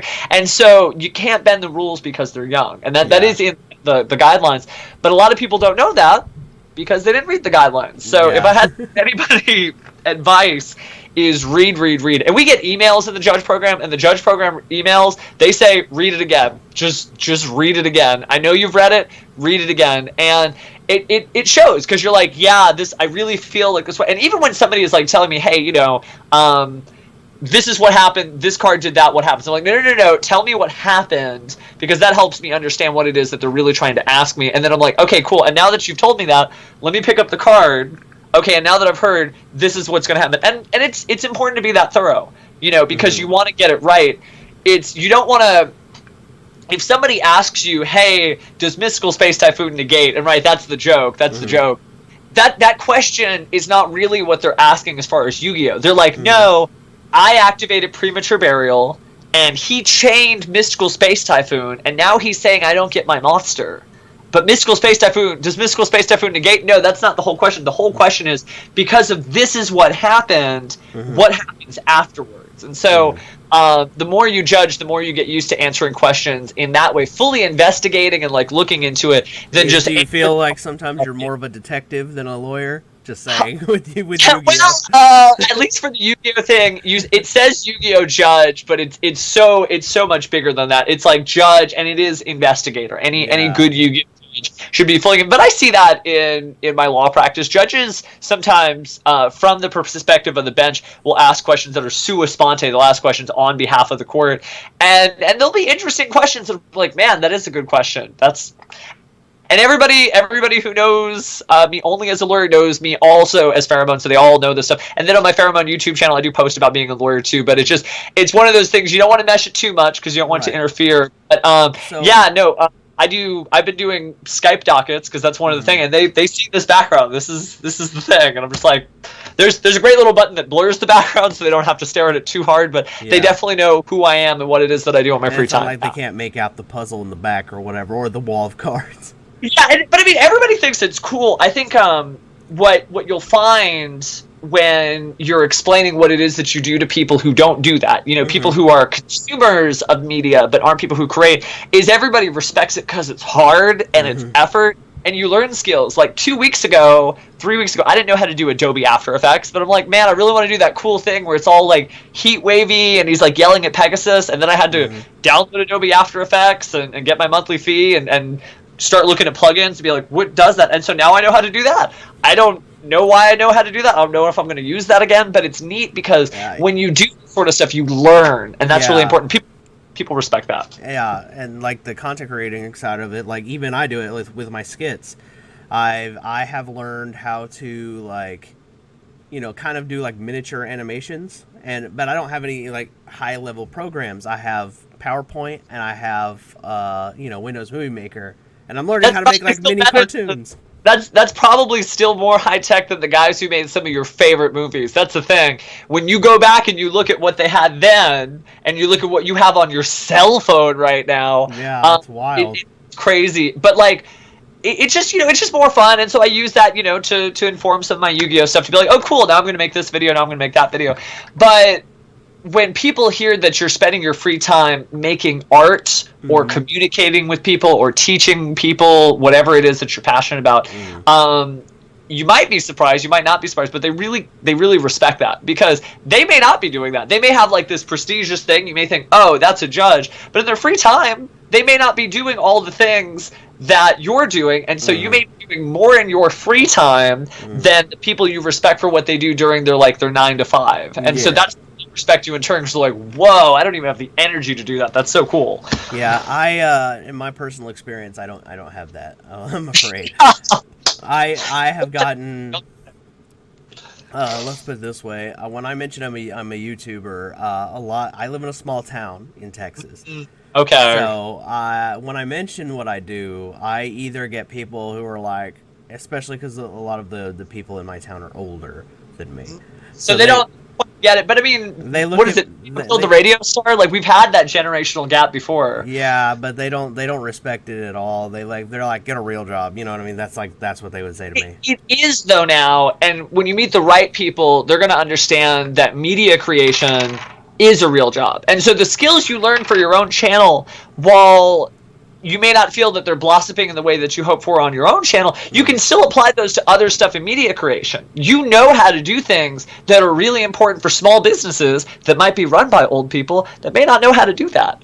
Yeah. And that's just the thing. It's like the same thing I was telling those Yu-Gi-Oh parents. Their kids are learning math, reading comprehension. They're learning the stock market. They're like, no, Mom, sell that card. It's not going to be good in a week. We got to get out of it now. Yeah. They're learning insight. They're learning how to appeal to a neutral third party. Like a little 12-year-old is like, Judge, this is what happened, and this is why I am right. And like, people sometimes never learn that skill. How to be respectful to a neutral third party, call them over, present your side of the argument, and then... Yeah, and that one was a hard one for me to learn. I was like, this dickhead. No, I'm just kidding. Don't say that to a judge. You gotta call a judge. I will say, like, the hardest, like, the most heartbreaking moments at Yu-Gi-Oh tournaments is where somebody comes up to me afterwards, because I've head judged a couple of events, or even when you're a floor judge, they'd be like, this is what happened, and this is what the judge said, and I'll be like, okay, if what you're saying is really what happened, because perspective is different, right? You're like, this is what I heard him say, but that might not be what he actually said. But if this is what you said, then yeah, it's true that these cards or like that player interaction should have gone differently. Mm-hmm. But did you appeal? And that's the whole reason, that's the whole part of the appellate process. It's in the Yu-Gi-Oh rules. You have a right to appeal. Pretty much anything Yu-Gi-Oh related, down to how long is left on the time clock. Now, obviously, you don't want to rule shark because that's its own thing that's against the policy guidelines. Right. You don't want to be disrespectful, and you're not there to argue with the judge. You're there to just say, hey, this is what happened, and what is it that happens, or this is what I think happens, and he disagrees. But if you don't call the judge, or if you don't appeal in those really like those borderline cases where you feel like something in me, I can't say it, I can't express it, but I know that this is maybe not the case. You don't get the benefit of that appeal unless you appeal, and that's the job, right? When I'm a judge, my job is like be on the floor if I'm a floor judge and issue rulings, and then go rock up and be like, okay, this is what he said, and this is what I ruled, and he appealed, and then it's just part of the program. Like you're not inconveniencing anybody, that's just part of fair, fun Yu-Gi-Oh! Is just to actually officiate the rules as they're set, and so obviously, like, you don't want to be like, hey, judge, what does pot of greed do? Like, and he's like, don't troll the judges. I appeal that, judge. No, you don't want to do one of those. But it is there. That infrastructure is there. And so when you are at a premier event, and it's not just your locals, and rulings are specific to their events, and you're going to see that even in the policy guidelines. So if you're like, well, that's not what my local judge said, that isn't what your local judge said. And that's but this isn't your local judge, so. Your local judge might be right. There are issues sometimes that come up where do you ever have debates in with judges? Have you ever had drags, nothing specific, but anything have you ever heard or experienced two judges who are just having a vehement, vicious debate about an interaction? Yeah, and I typically tell them to calm down, because it's okay to talk about what it is you think that's different, but it's never okay to get too into it. But there are certainly cards where there are rifts, and there are people who are like, I think the card works this way, and this card, I think the card works this way. And there's no official guidance, or there's no trend, especially when it's really early. I can't think of anything too specific. I've found situations where I was a floor judge, and the head judge ruled a card this way, and I'm like, okay, I'm not saying there's anything wrong with that ruling, but does that mean, based on what you ruled on this card, does that mean I need to rule this totally other unrelated card that works the same way this other way? And they're like, oh, yeah, you do actually. Okay, and I'm like, and that's how we're gonna do it for this event, and that's just part of it, That's just life, though. We all. It's a constant learning experience. Yeah, and it's never concrete. It's different between Europe. It's different between America. It's different between Japan. Recently in Japan, there was a big update when they did the Master Rule 2020. It wasn't just link zones. They also changed the way a lot of their cards work. Your Yu-Gi-Oh organization does have a full printout of here's some Q&A stuff. It works a little bit more like us now, where some weird stuff you're like, but it works that way in Japan, they made the game. Now actually it turns out that the other areas that weren't ruling it like Japan are now consistent with Japan, but not because they changed what they were doing, but because Japan actually changed to meet the outliers. So it's you never know who's right. I think that's a great example of shouldn't Japan be the right one because they're Japan? No, they actually changed. They're like, we invented the game. It should be our way. It's amazing though, because the Yu-Gi-Oh judge program was a lot larger on the North American side than it was on the Japanese side. They only just recently got Japanese Yu-Gi-Oh Championship Series, and they also are different. They're 1 out of 1 formats, which is crazy, man. 1 out of 1. That's just the anime. That's just straight up the anime, where you're like, well, I don't know if I'm going to run side deck cards in my main deck or not. You might run stuff. You might be in a Blackwing format and main deck Shadow Imprisoning Mirror, because it's a 1 out of 1 format, and there's some wild stuff that tops those events. It's a really cool, different Yu-Gi-Oh. Yeah. But it's not wrong. It's what's going on over there. So. Yeah. It'd be, it'd be the same as, as if, let's say in Europe, we'll do a pretend format here for them. Let's say 3v3 is over popular over there. I mean, who knows what kind of decks we would see or whatever. Oh, yeah. Compared to us here. So it's the same. Dual links. So in Duel Links, and this is gonna make this video seem way dated. I run Chaos Hunter, and it's you discard a card if your opponent special summons a special summon Chaos Hunter, then they can't banish any cards. And that card, like, I love that card. I live by that card. I think it's the only reason I made King of Games this season.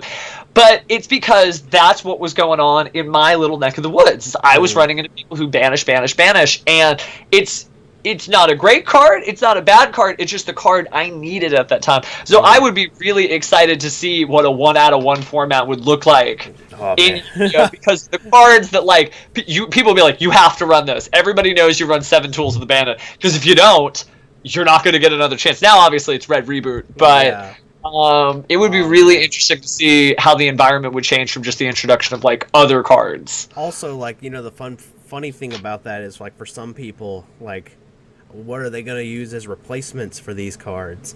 Like, for example, I only own 1 copy of Evenly Matched. So if I had to play in a format like that, maybe my other 2, where I would have the 2 copies of that in my main, I have Twin Twisters. You know what I mean? So. Oh, yeah. No, there's so many different... And there's so many cards... I used to be obsessed with an old trap card called Conscription. You look at the top card of your opponent's deck. If it's a monster, you special summon it to your field. If it's a spell, yeah, I remember that. And it never worked for me once, ever. But I was always just like running it in the main deck because I'm like, this is going to be funny. This is totally worth it. And I pulled it off once in Duel Links. Yeah, and there's no bad cards. There are just cards that are like consistent or explosive. And I would say Conscription is a very explosive card, right? If it works, man, you could just win the duel like that. Yeah, but high risk, high reward type of thing. Yeah, exactly. But there are other cards that are just so consistent, like Shiranui. Not that I have a zombie, aversion or anything. But Yu-Gi-Oh, when you're actually playing Yu-Gi-Oh, you just have to deal with that. And there are a lot of people who are like, oh, well, I want to play this deck, but it won't work. I'm like, is it that it won't work, or is it that you haven't put the time in enough to figure out how it works in your environment? And that's the thing. You can make any colloquial bad deck work if you put the time in to make sure that bad deck works for your environment. I was in the high ranks. So if I'm only going to locals, and my locals, like, for example, we'll just pretend like the popular decks there are like Dinosaurs, Thunder Dragons, and Dangers. Sounds like Chaos Hunter's pretty good for you right there, right? Yeah. Banish, and banish. Right. As an example, perfect example right there. If I want to main deck a Chaos Hunter in my Dark Magician deck or whatever so I can keep up, well... Yeah, it helps. And so the people who get stuck, I always preach the show. I always point to the show as like the Holy Bible or whatever. Joey Wheeler adapted. Yami Yugi adapted. I mean, they all did. Seto Kaiba spends like 95% of his day tweaking his deck specifically to beat Yugi. Not like how he's going to be good at he knows he's good at duel monsters. He's like, okay, which trap card is most going to mess with the Dark Magician? How am I be ready for this situation? And if you have a little bit more of that philosophy, so that's the thing. Even in the big YCS events and like 1,300 people, the people at the top aren't necessarily the best duelists. It's the people who have lost the least that day. That's all. And so they might have thought, this is what I'm going to face. I'm going to include these cards. Then they got there. Then they faced that thing, and they included those cards, so they won. So would you say that Yu-Gi-Oh does have... Oh, I know this is going to be a hot take out there for some people, but would you say Yu-Gi-Oh does have an element of luck to it?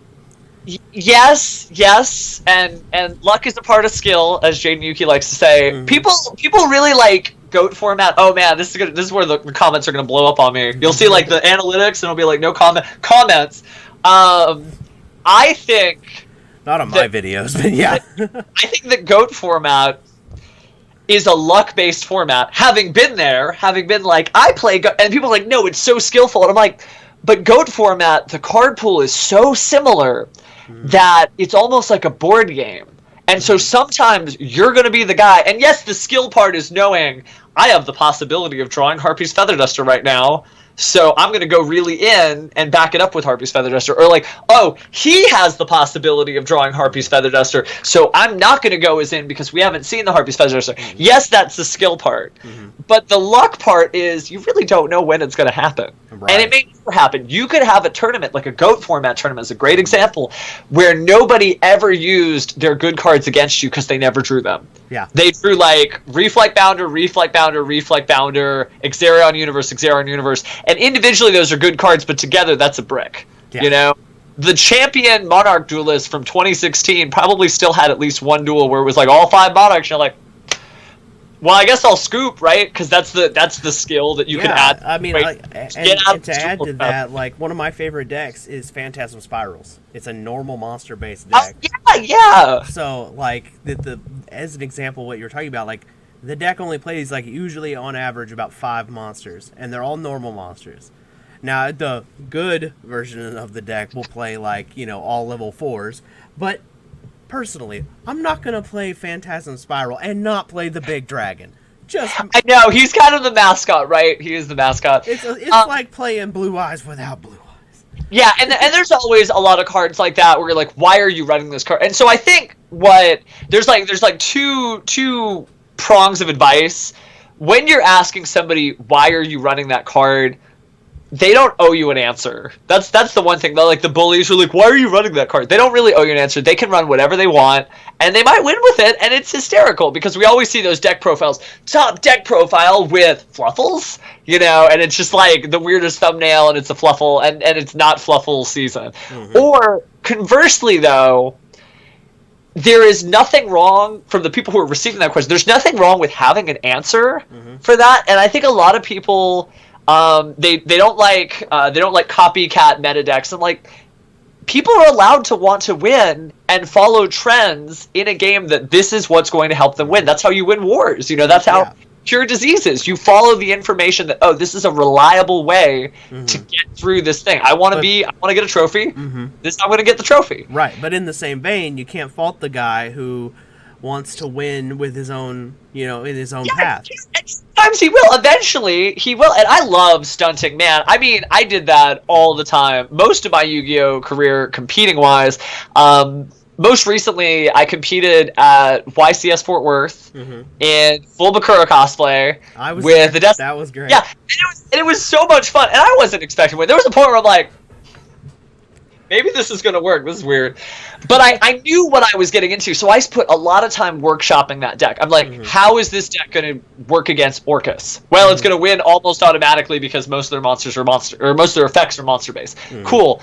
What am I going to do against Sky Striker? And so one of the things that I had when I saw all the deck profiles, lots of spells. And so when somebody got rid of their Mystic Mine, they were just sunk, right? Because they had no traps. So I ran a lot of traps. I ran Threatening Roars, Wabakus, Trap Trick.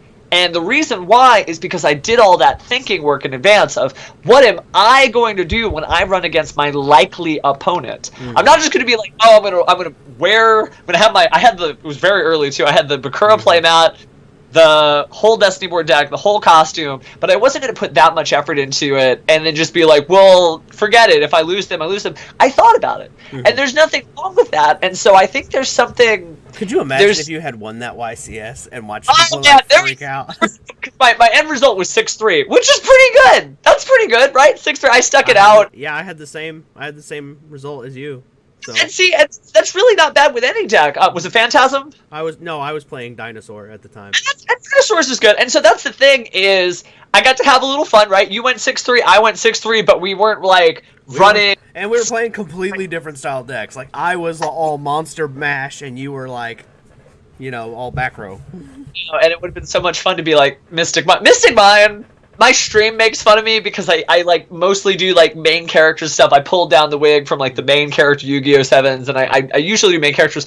But there's something about Bakura that's really fun. You know, every now and again it's fun to be a villain. And I'm not gonna lie, I'm really surprised sometimes that our Forbidden Limited list doesn't follow the Japanese one where Mystic Mine is at 1, because I think it's the best card ever made. That card is insane, in my opinion. It feels good to play it, because like it's brain dead Yu-Gi-Oh! I'm like, it is. So you get to enjoy the moment. You get to just play the Mystic Mine and just be like, okay, and now I get to I'm just going to sit here. I get to look at opponent, talk to my opponent, do stuff. Okay, so I have a question about.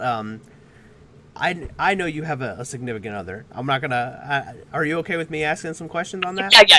Okay, and I can also edit anything out if you think it's too, and you can always feel free to skip a question. We'll do it hot. All right, so I was gonna ask you, how does your significant other feel about your Yu-Gi-Oh hobby? They play. How do they play? And when we met, they were like, this is gross. Gross was the word they used. Gross. Yu-Gi-Oh is gross. And simply by osmosis, they just kind of figured out that Yu-Gi-Oh was important, and so they learned Yu-Gi-Oh too, and they know it. A lot of the people. Do they play Yu-Gi-Oh with you, like just at home? No, but they know enough about Yu-Gi-Oh to where I can be like 3 tactical talents, and they're like, yeah, I know 3 tactical talents.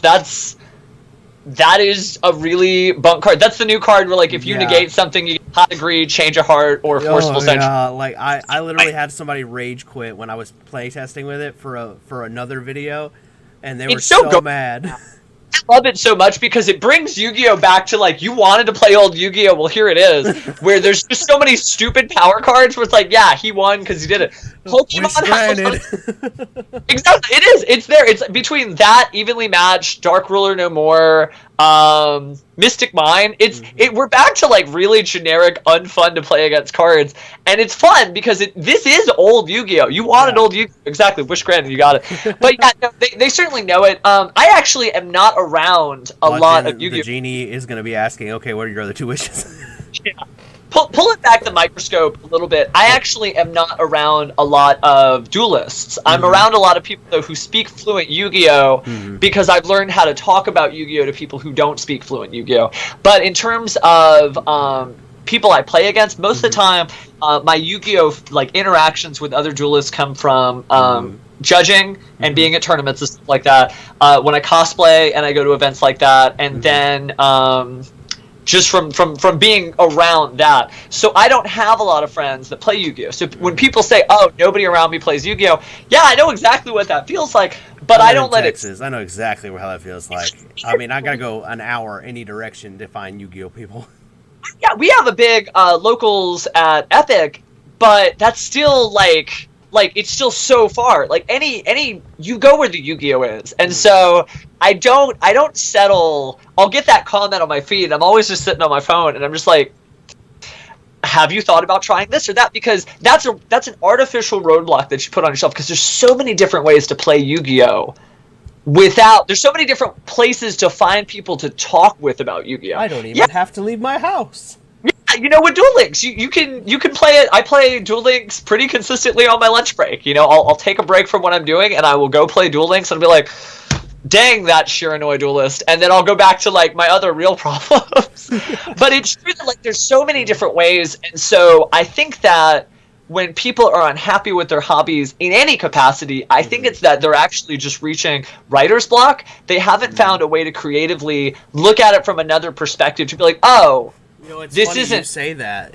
That's hilarious that you use that particular term. I'm going to show you something. Okay. This is just something. I know, a bit of a shameless plug here, but I always talk. Anytime I get a chance to talk about it, because a lot of people don't know this about me. I actually did write a book. Oh, okay. Wow, that's like bound and published, and the real name and everything. Wow. Yeah, okay. And actually, it's in my description, so I always have it like my audience could actually buy this if they wanted to support me. Didn't you know exactly what I mean, though? That you're not a bad author because you don't know what goes on the next page. You literally are just the author who doesn't know what goes on the next page, and eventually you'll be the author that goes on the page. Yeah, and you just write it in. And I know it's preachy, and I'm sure people get just with my bubbly personality, but I'm always trying to like, no, you can do this thing that you want to do, and here's how. You can be involved in the Yu-Gi-Oh community, and this is how you would do it. Or you can find people that want to talk about Yu-Gi-Oh because they're everywhere. Oh yeah. It's not as crazy as when I was in New York. I lived in New York when Battle City was like on TV, and I remember the most just astounding, this is the greatest city on earth moment I had, was I was walking to a card shop alongside Central Park, and so I guess that's, I don't know if it was Park Avenue or Fifth Avenue. It was pretty close to Central Park, and I was so far from any card shop, like 60 blocks in any direction, and somebody was like, no, you gotta run Jinzo. If you don't run Jinzo, they're just gonna sit there and they're gonna play the spell cards and you don't get to stop them. And I'm just like, whoa, this is like the most crazy conversation I've had. And there were like little like the same way there were like hot dog stands everywhere. The way you think of New York, there were people just selling singles and individuals. And anybody who grew up in New York and is a Yu-Gi-Oh fan like has these memories, and it's really crazy. That's crazy. But I get that it's not that, right? And I always hear at anime conventions where we have all these people from different, we're all passionate about kind of generally the same thing, anime, but like some of them are passionate Yu-Gi-Oh! They're like, oh man, I wish I would have brought my deck. No, you got to have the Yu-Gi-Oh! Cards on you. But there are ways to find these people and retain them. So even though I don't have the Yu-Gi-Oh! Fans or Yu-Gi-Oh! Friends close to me, I still like have friends that I talk to out in the ether and communicate with them about Yu-Gi-Oh! And then I stream. And so I have like people who I've never even met. And we talk about Yu-Gi-Oh! All the time, and I know them, and they know me, even though we've never really met each other, and we played this game. One of them, Small World, I accidentally ran into them on Ranked. I was, like, streaming, and they were watching my stream, and we played on Ranked, and they didn't realize they played me, but I saw the name and I recognized it. There's so many people, and they're everywhere. They're on TikTok, which was that was my moment, where I'm like, whoa. Truth be told, I've been wanting to play around with there. You gotta do it, man. Oh, you think I should? It's so different. So when I first got on TikTok, I just posted like one of my old videos. I didn't make like a video for TikTok, but I had seen Yu-Gi-Oh! Cosplayers on TikTok. I'm like, okay, my people are there. Let me go and be over there. And this is what was really interesting to me. You would think that on a platform about social media, kind of like Instagram, that the highest ranked posts would be Yu-Gi-Oh! Cosplayers, right? But they're not. They're these wholesome stories about people's memories about Yu-Gi-Oh! They're like, oh, I used to play Yu-Gi-Oh! Or like, hey, thumbs up if you remember like when this was a flex. It was like Exodia, or like if you want to show people what was what, you brought your Egyptian god cards. I'm like, well, the Egyptian god cards were always in the video games, but never not. I'm not going to spoil that guy's day because it's just a wholesome Yu-Gi-Oh! Story. It's all good stuff. The video, you go to like the Yu-Gi-Oh! hashtag, those are the things at the top. You might see a few cosplayers, you might see me, but most of the content at the top of there is just people liking just Yu-Gi-Oh! The card game, the show, whatever, Blue Eyes cereal boxes. They really, it's just wholesome consumers of Yu-Gi-Oh! And so TikTok, you'll find people that can have an hour-long conversation or an hour and a half-long conversation like we have about Yu-Gi-Oh! And that was really surprising me because I didn't know what I was going to expect. And then I had like a couple of good days on TikTok. A good day, though, I will say this on social media, if you have a good day, that's cool, but it doesn't replace. It's not your ticket to ride. You have to keep making that content. So never rest on your laurels. Always be making stuff. That actually, speaking on that, just seems to apply to everything. Yeah. It really, like, as a Yu-Gi-Oh! YouTuber, I have noticed that there's no one video that's gonna make me like the next PewDiePie or anything like that. It's all consistency, right? It's like opening a restaurant. You know, they're like, okay, I think I'm gonna have some Ben 10,000, and then they go to the restaurant. They're like, oh, cool, Ben 10,000 stuff. That's why I always tell people when they're doing anything new, if they haven't already established stuff, you have to just be consistent. Because how weird would it be to go to a restaurant that's like only open like maybe like Tuesday if you feel like twice a week, and not always constantly. And so you just have to kind of keep making it. But what I love about YouTube that's really unique to all the other ones is you can bundle it up, and then you can like ship it off, and then it goes and it does its own thing. Whereas streaming is very much like the customer service restaurant model. You always have to be open. Or like Twitter is very much like a journalist type thing. I'm always talking about what's now. Facebook is kind of like that too. It's always very live. TikTok's a little weird. It decides. I'll put like a lot of work into one video, and it'll just be like nobody. And then I'll put up something that I'm just like, well, I filmed this when I was doing all that other stuff, and that's the thing that's mega millions. And I'm like, whatever. Okay, well, let's just keep doing that. And you just keep hustling. And you see that the same other creators' pages. You see, oh, they're experiencing the same thing. Here's this one video. And I bet you they did not think that was going to be the one. And that one really took off because you can't dictate how your audience responds, right? You could give your audience something, but some jokes fall flat, right? You'll tell a joke. Actually, it's funny you say that because, like, my newest video as of recording this is the Phantasm Spiral. That's why I also have it at my desk. It's a Phantasm hero deck. And I make a lot of jokes in that video, and people are popping off on that. They're like, oh my god, because I did a Donald Trump impression to be funny. That's okay. Comedy is allowed in this country, at least it is right now. Right. We have our own. We might have our own, like, thoughts on that, but you get the idea. It's true that you can't determine what they're going to respond to, and it always surprises me that I'm like, if that's what you guys like, cool, and it's really interesting too. But I'm the same way, You just have to. I think everybody has to find their niche, and it's just in mine. I think I found it in being just kind of being goofy, being like comical. If you really want a Yu-Gi-Oh experiment on not knowing which line is going to work, if you watch, and this one's fresh in my mind, the Joey versus Ishizu duel, the live duel, where it's, yeah, I remember that. And it's, Wayne Grayson is the voice of Joey, and they're doing it. You'll notice that every line, when they summon a card, they will play it with such prominence. I play Pot of Greed, and everyone's like, yeah, Pot of Greed. And some of the cards, nothing, but they'll say it with the same confidence because they don't know which one's going to get the reaction. Because your audience, they dictate that. So they'll be like, I summon Gravekeeper Supernaturalist. Crickets. And it's just like that because you don't know, and they're like, that's the pinnacle, right? They are in acting terms, they are a series regular on like a national television show that's still getting to do this character years later after the fact. Like that, they're really making it. They're at the pinnacle of creating that level of children's content, or really like the voice actor of Joey is in particular that you brought up. I mean, the guy's been on other, not even just Joey, other popular series. Oh, yeah, came on and all that. It's a really like interconnected group on all these series. But it's still funny that even they'll have a moment where they're like, okay, whatever. And here's the next line. Like they just thought that was going to be the monster, and they can't tell. They just don't know. Think about Yu-Gi-Oh. People have mixed opinions on Yu-Gi-Oh 7s, and people worked hard and workshopped it, and I like it. It's really, really good. I haven't watched it yet, but I'll get around to it.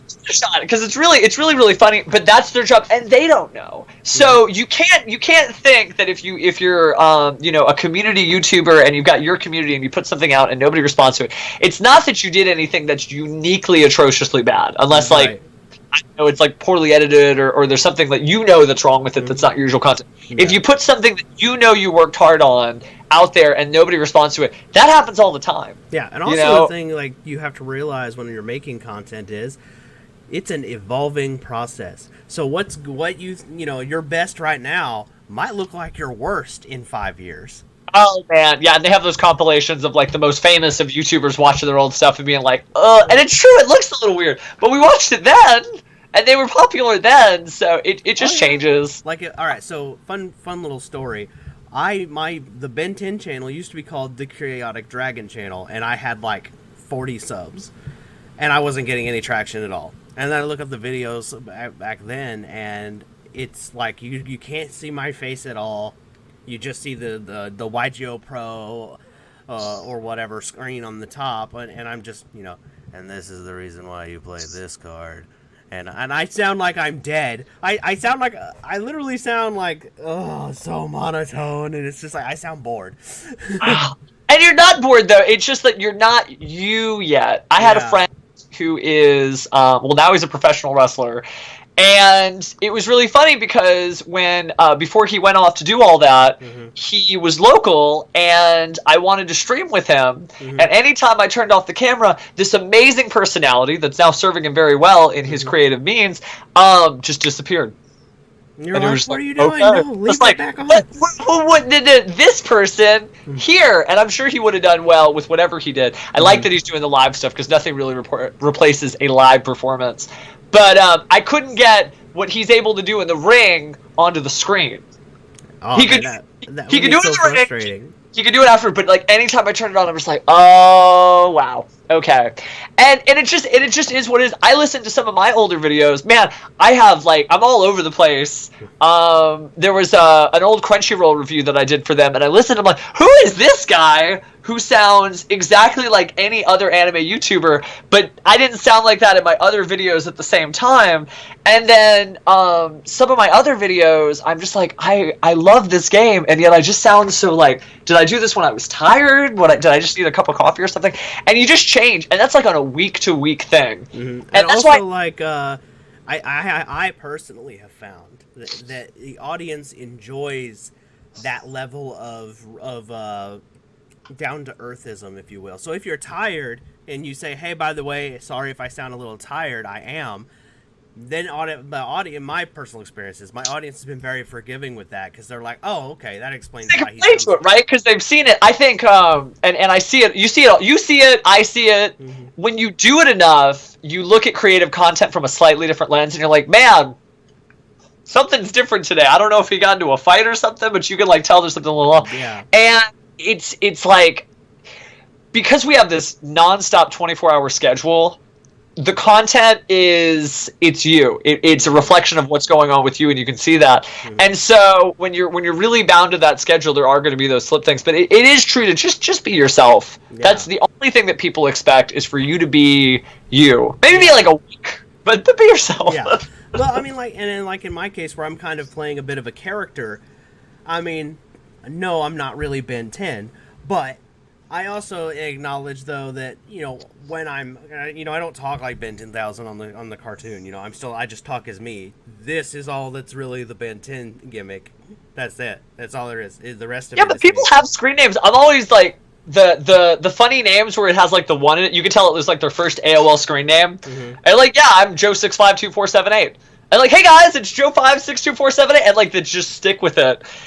But they know you as that. Yeah. And it's the same thing with the wristwatch. I mean, they just know that's what they're looking for. Yeah, and that's something I have noticed that a lot of people really seem to like about this. It's like they're like, oh yeah, you're the Ben 10 guy. Like, I've had people come up to me, like at that YCS where you were in the Bakura outfit, I had 2 people recognize me, which is a very strange situation. It's a really weird thing, because like, you know them and they know you, but you don't. And that's what's exciting, though, too, because there's even more. You could fill in that gap even more. Mm-hmm. There's still more adventures to have, but it's just really, it's really different. Yeah, because I feel like this.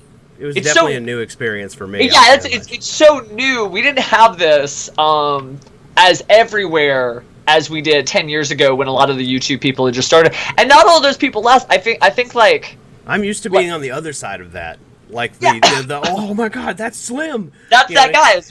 Passive consumer, and there's nothing wrong with that. It's not, I think like that's the one thing. If you ever feel like creators burn out, you gotta just enjoy the thing. Mm-hmm. You know, you gotta be like, oh, I do like this thing. Like watch an episode of the show, or get hype about some other content, or see somebody else. I discovered that I could be a Yugituber. I realized, hey, I've liked Yu-Gi-Oh for, you know, going on like 15 years.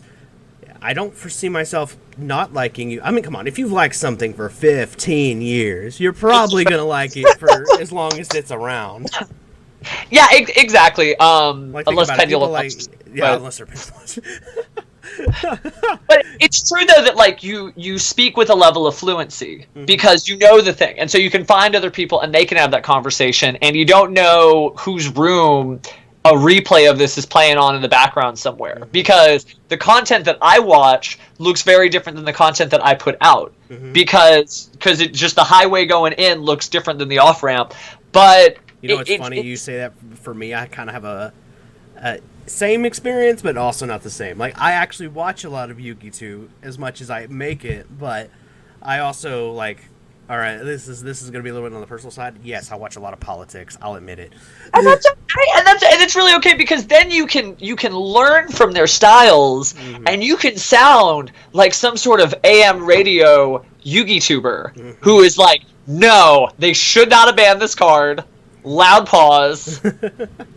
Cannot, unbelievable. I mean, that's how this whole series came up with. I came up with this, talking to another Yugituber, and then I was like, hey, wait a minute, I'm gonna end up being the Joe Rogan of Yu-Gi-Oh. Yeah, you just do different stylistic stuff, because there's a reason that succeeded in that sphere, because mm-hmm. politics is an example. It's something that more people know about because it affects more people, right? Mm-hmm. Like, people don't know that I need to successfully summon Dark Magician, or the fate of the world will break in the balance. But that's okay. Yeah. They can worry about the other bigger stuff, and that's the reason why they flocked it. It's not because they don't know about Yu-Gi-Oh. Well, excuse me. It's not because they don't like Yu-Gi-Oh. It's because they just don't know. Yeah. And so, but the thing is, when you watch things that are more entry level or just general to the public, you can still adapt those styles. There's somebody out there who could be a wonderful dual commentator if they had the knowledge that your everyday duelist has, and they sounded like a baseball guy. And we don't know that we need that. Right. We don't know that we need like somebody who's about mid-70s Southern accent who like needs to tell us like, and there it is. And this is there's the Dark Magician. Exactly. 2-time King of Games, YuGiOh, summoning the Dark Magician. And look at that. Could you imagine if that was somebody's whole channel? They were like, and there is Simo with his piloting his Phantasm Spiral Hero deck, you know. Exactly, and it's the problem is it's a knowledge based thing too. But every game has its own voice, right? Mm-hmm. The way that the Pokemon like broadcaster sounds different than the way the Yu-Gi-Oh broadcaster sounds different than the way that the Match of the Gathering, because the audience is different, or the perceived audience is different. Yep. But you can still like learn broadcasting stuff from those people. There's a reason you got a pop filter on your mic. Yep. Because people who are in the other broadcasting, you know, I've got one too, they don't want to hear pa, but we learned that from them, and then we applied it to this, and you can continue to do that. And you know, that's like the coolest thing about media, I think, personally. It's like there's always something that you can go, okay, I'm going to take that little thing and I'm just going to apply it to this.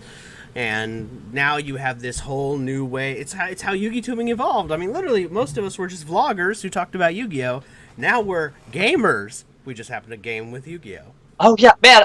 My first YuGiTube videos. I know I was channeling this because I like set out to channel this. I don't know if you know who Alton Grace is. He's the Good Eats guy from the Food Network shows. Okay, yeah, I know. Okay.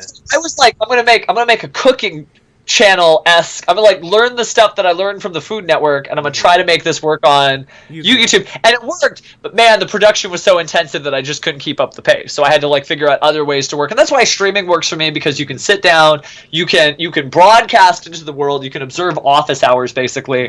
That's why images work for cosplay too, right? Because there are some cosplayers who don't do TikTok or don't do anything video. It's all image, because they make that one product during their schedule, and then you can filter that out. You can just show all those photos for as long as you have their attention. And so everybody's got like different time constraints and different demands.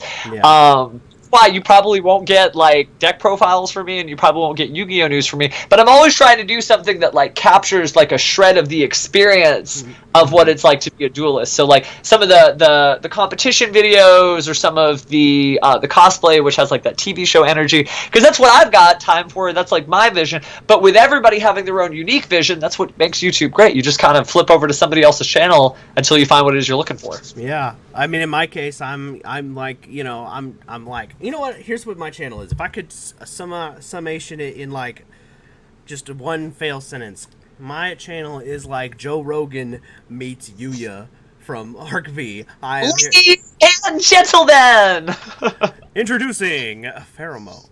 Oh my god, the fun is just being.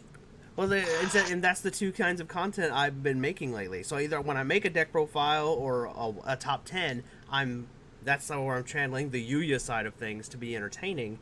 And then we have this where I pull back that curtain and say, okay, let's learn about the performer that is Pharaohmone. Let's learn about, you know, because Pharaohmone is a character per se. Maybe not. To a degree. Yeah, he is and he isn't. That's a weird thing about being a Yugituber or a content creator in the modern era, because Pharaohmone is you, but he's only a part of you. He's this section of the mask that makes up your whole face. And that's really true with any art. I think it's so funny that you say that, though, because I'm sure that's the same for any actor. You know, there's Robert Downey Jr. on camera, and then there's Robert Downey Jr. on camera talking about Robert Downey Jr. on camera, and then there's Robert Downey Jr. off camera. Exactly. Talking about like, oh my god, I look awful in that. I just want to go to sleep. Yeah. And it just really. And that's kind of the point of this series. Is kind of to kind of pull back that curtain a little bit and say, okay, let's show Robert Downey Jr. off camera, but on camera. Yeah. That's kind of and that's kind of the whole point of this. So this series, like, if for what we're learning from you so far, is you're very much a more I would say you're a more laid back version of who you are on camera. Yeah, I will say that I'm no energy drinks today. There's 0 Red Bulls, no can clicking. It's you do want to give. I want to give my best when I'm on camera, for real. Like when I put the stuff out there and they're there. Not to say that I'm not giving my best now, you want to this give is also a more relaxed setting, so you don't need the coffee. It's more intellectual, it's more vibey, but it's true that you want to give as much energy as you can. And I'm the same way when I'm Yu-Gi-Oh judging, because they're like, dude, why are you running? I'm like, because I'm giving me to Yu-Gi-Oh. Like, there's no me anymore. There's just only Yu-Gi-Oh in almost an angelic sense. But yeah, it is really cool that anyone can now join this in a way that just wasn't possible. It's getting easier and easier, especially with the cell phone stuff. That's why I think I keep my preaching primary TikTok. camera is a cell phone. Like when I'm doing my skits, that's fine because the cameras are great. Your camera's better than movie cameras years ago, and it's just wild. And like, I just can't. Think about it. Look at Star Wars. Look at the original 3 Star Wars movies. Oh, This thing right here in my hand is a That they better give you for camera free. than They're they like, had. as long as you pay your bill, you can have this thing that you're not really paying for. And that's nuts. And now anybody can do it. And so more people need to do it. But at the same time, when they get discouraged, if they don't blow up, I think virality shouldn't be the goal. It should just be good content. Yeah. Team APS preaches this all the time. They're like, if you're a struggling or a new Yugituber, don't aim for like these million views. Just aim to make something good, because people are always going to need deck profiles. They're just always going to need it. They're always going to watch it. Even if you don't have the cards, there are other ways to get those images on screen, from the video games, from the simulators, stuff like that. Yeah. You can still participate in the community in a way where your entry level is appropriate, but you got to give to it. You can't just like film the thing and be like, I put the deck profile on and I'm not the next whatever it is who's popular that day. Yeah, and also like there's also a whole analytical side to that a lot of people don't acknowledge, and it's not that really. Well, it's not really that they don't acknowledge. It's that they don't know. All right. So for example, when I make this video, when we're done here, and I post this online, there's a whole nother aspect to it that I'm gonna have to do. Tags, thumbnails, editing. What time of day are you gonna post it? Exactly. Like most of the time, what I do is I do time edits. So like in my case, I'll throw this on YouTube and it'll go live the next day at like 8 a.m. Of course, I will be unconscious at that point. I probably will have been asleep for about an hour because I'm a fucking vampire. Scheduling is the greatest thing because it lets Batman and Bruce Wayne be in 2 different places. I love being I mean, I feel like they've always had it, but I only just kind of recently was just like, oh, I can make the video. I can put the video out there, then I can go and live my life, and then all of a sudden the video goes live, and you come home and you're like, oh, cool, comments. Let me see how other people are engaging with my art form. Yeah. So. It's funny you being the Batman thing is I kind of feel like being a content creator is kind of like being a superhero in a way.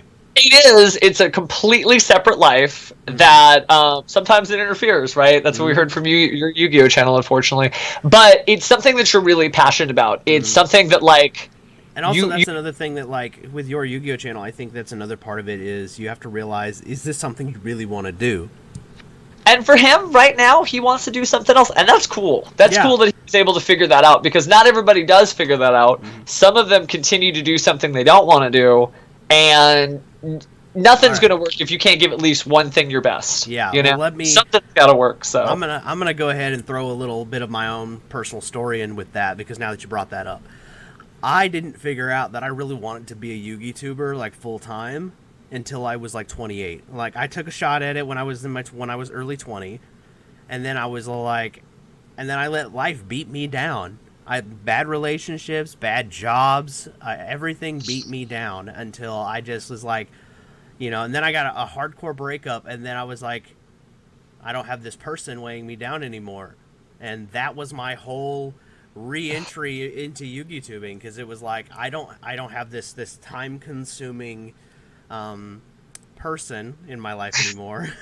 Toxicity is something that needs to be weeded out from anything, and there are interpersonal relationships you'll have that you think are so important, but when they're gone, you might regret that, because obviously everybody wants everything to work out, but you'll notice, hey, okay, that's interesting. This is a much more affordable and enjoyable way to live my life. Yeah. And it's true that that your best art is going to come at like this certain phase where it's just the right time. Yeah. You know, there's just more time, better time, more productive time, happier time, more fulfilling time. That's on here. I mean, like I'll put it this way: the virus put a lot of like a damper on my dating life. Which actually, fun fact, a lot of people don't know this. They think that geeks don't date. We do. That's the only thing. That's the only thing that is different is I can't go out on a date right now. And that's it. But you can still make meaningful connections with people. You can still talk to people because somewhere out there right now, there's somebody who's thinking all of the same thoughts, but they're alone. They don't have their YouTube channel to talk to, at least, you know? Are you kidding me? This whole series is probably keeping me sane. In fact, like, look, I'll be honest with you. You're like the fourth person I've talked to this week. Oh, man. Okay, so because I'm working remotely and because I have mastered the art of ordering things, I actually have not left since the courthouse closed. So the courthouse closed for me on March 18th. So I have just lived within the space, and it's been different. I don't know how I'm going to feel when everything opens up because it's going to be different too. Mm-hmm. Obviously, we want to get back to normal. You know, my goal was to be in a courtroom, and I'd like to go back to that courtroom, right? But it's going to be might have opening night jitters again because it is just a really different time. But what's been amazing to me is watching artists do things they don't usually do, and to draw that back to Yu-Gi-Oh, like Kazuki Takahashi is posting more art. And that's cool. Like, yeah. I haven't seen Studio Dice do as much as he's been posting recently. And it's, like, inspirational, and it's current, and it's a little topical in a way that Yu-Gi-Oh! Never has been before, where it's like, yeah, here is Yu-Gi-Oh! About today. Like, I think he posted, like, a voting thing a couple of months ago, and recently he has posted about the virus, and it's just neat to see very real topical tonal art about stuff that I never thought I'd see. And you see all these shows and fan bases, and they get back together and they're doing jam sessions or recording stuff like that. Yeah. And I know a lot of people are frustrated because a lot of people are suffering, whether they're suffering medically or economically, or they're just or a combination of it, you know. But artistically, that's at least been the one silver lining. With all the bad stuff, I wish there was another way to get here, but I am really happy that some people have been able to take advantage of this and be able to express themselves in a way that they didn't have time before. I see so many people getting on all these different mediums that they were like, I don't have time to do this. And they're like, well, I guess I do have time now, and I'm going to learn some silly dance and record it on the internet and post it. And, like, they weren't going to do that until they were locked in a room.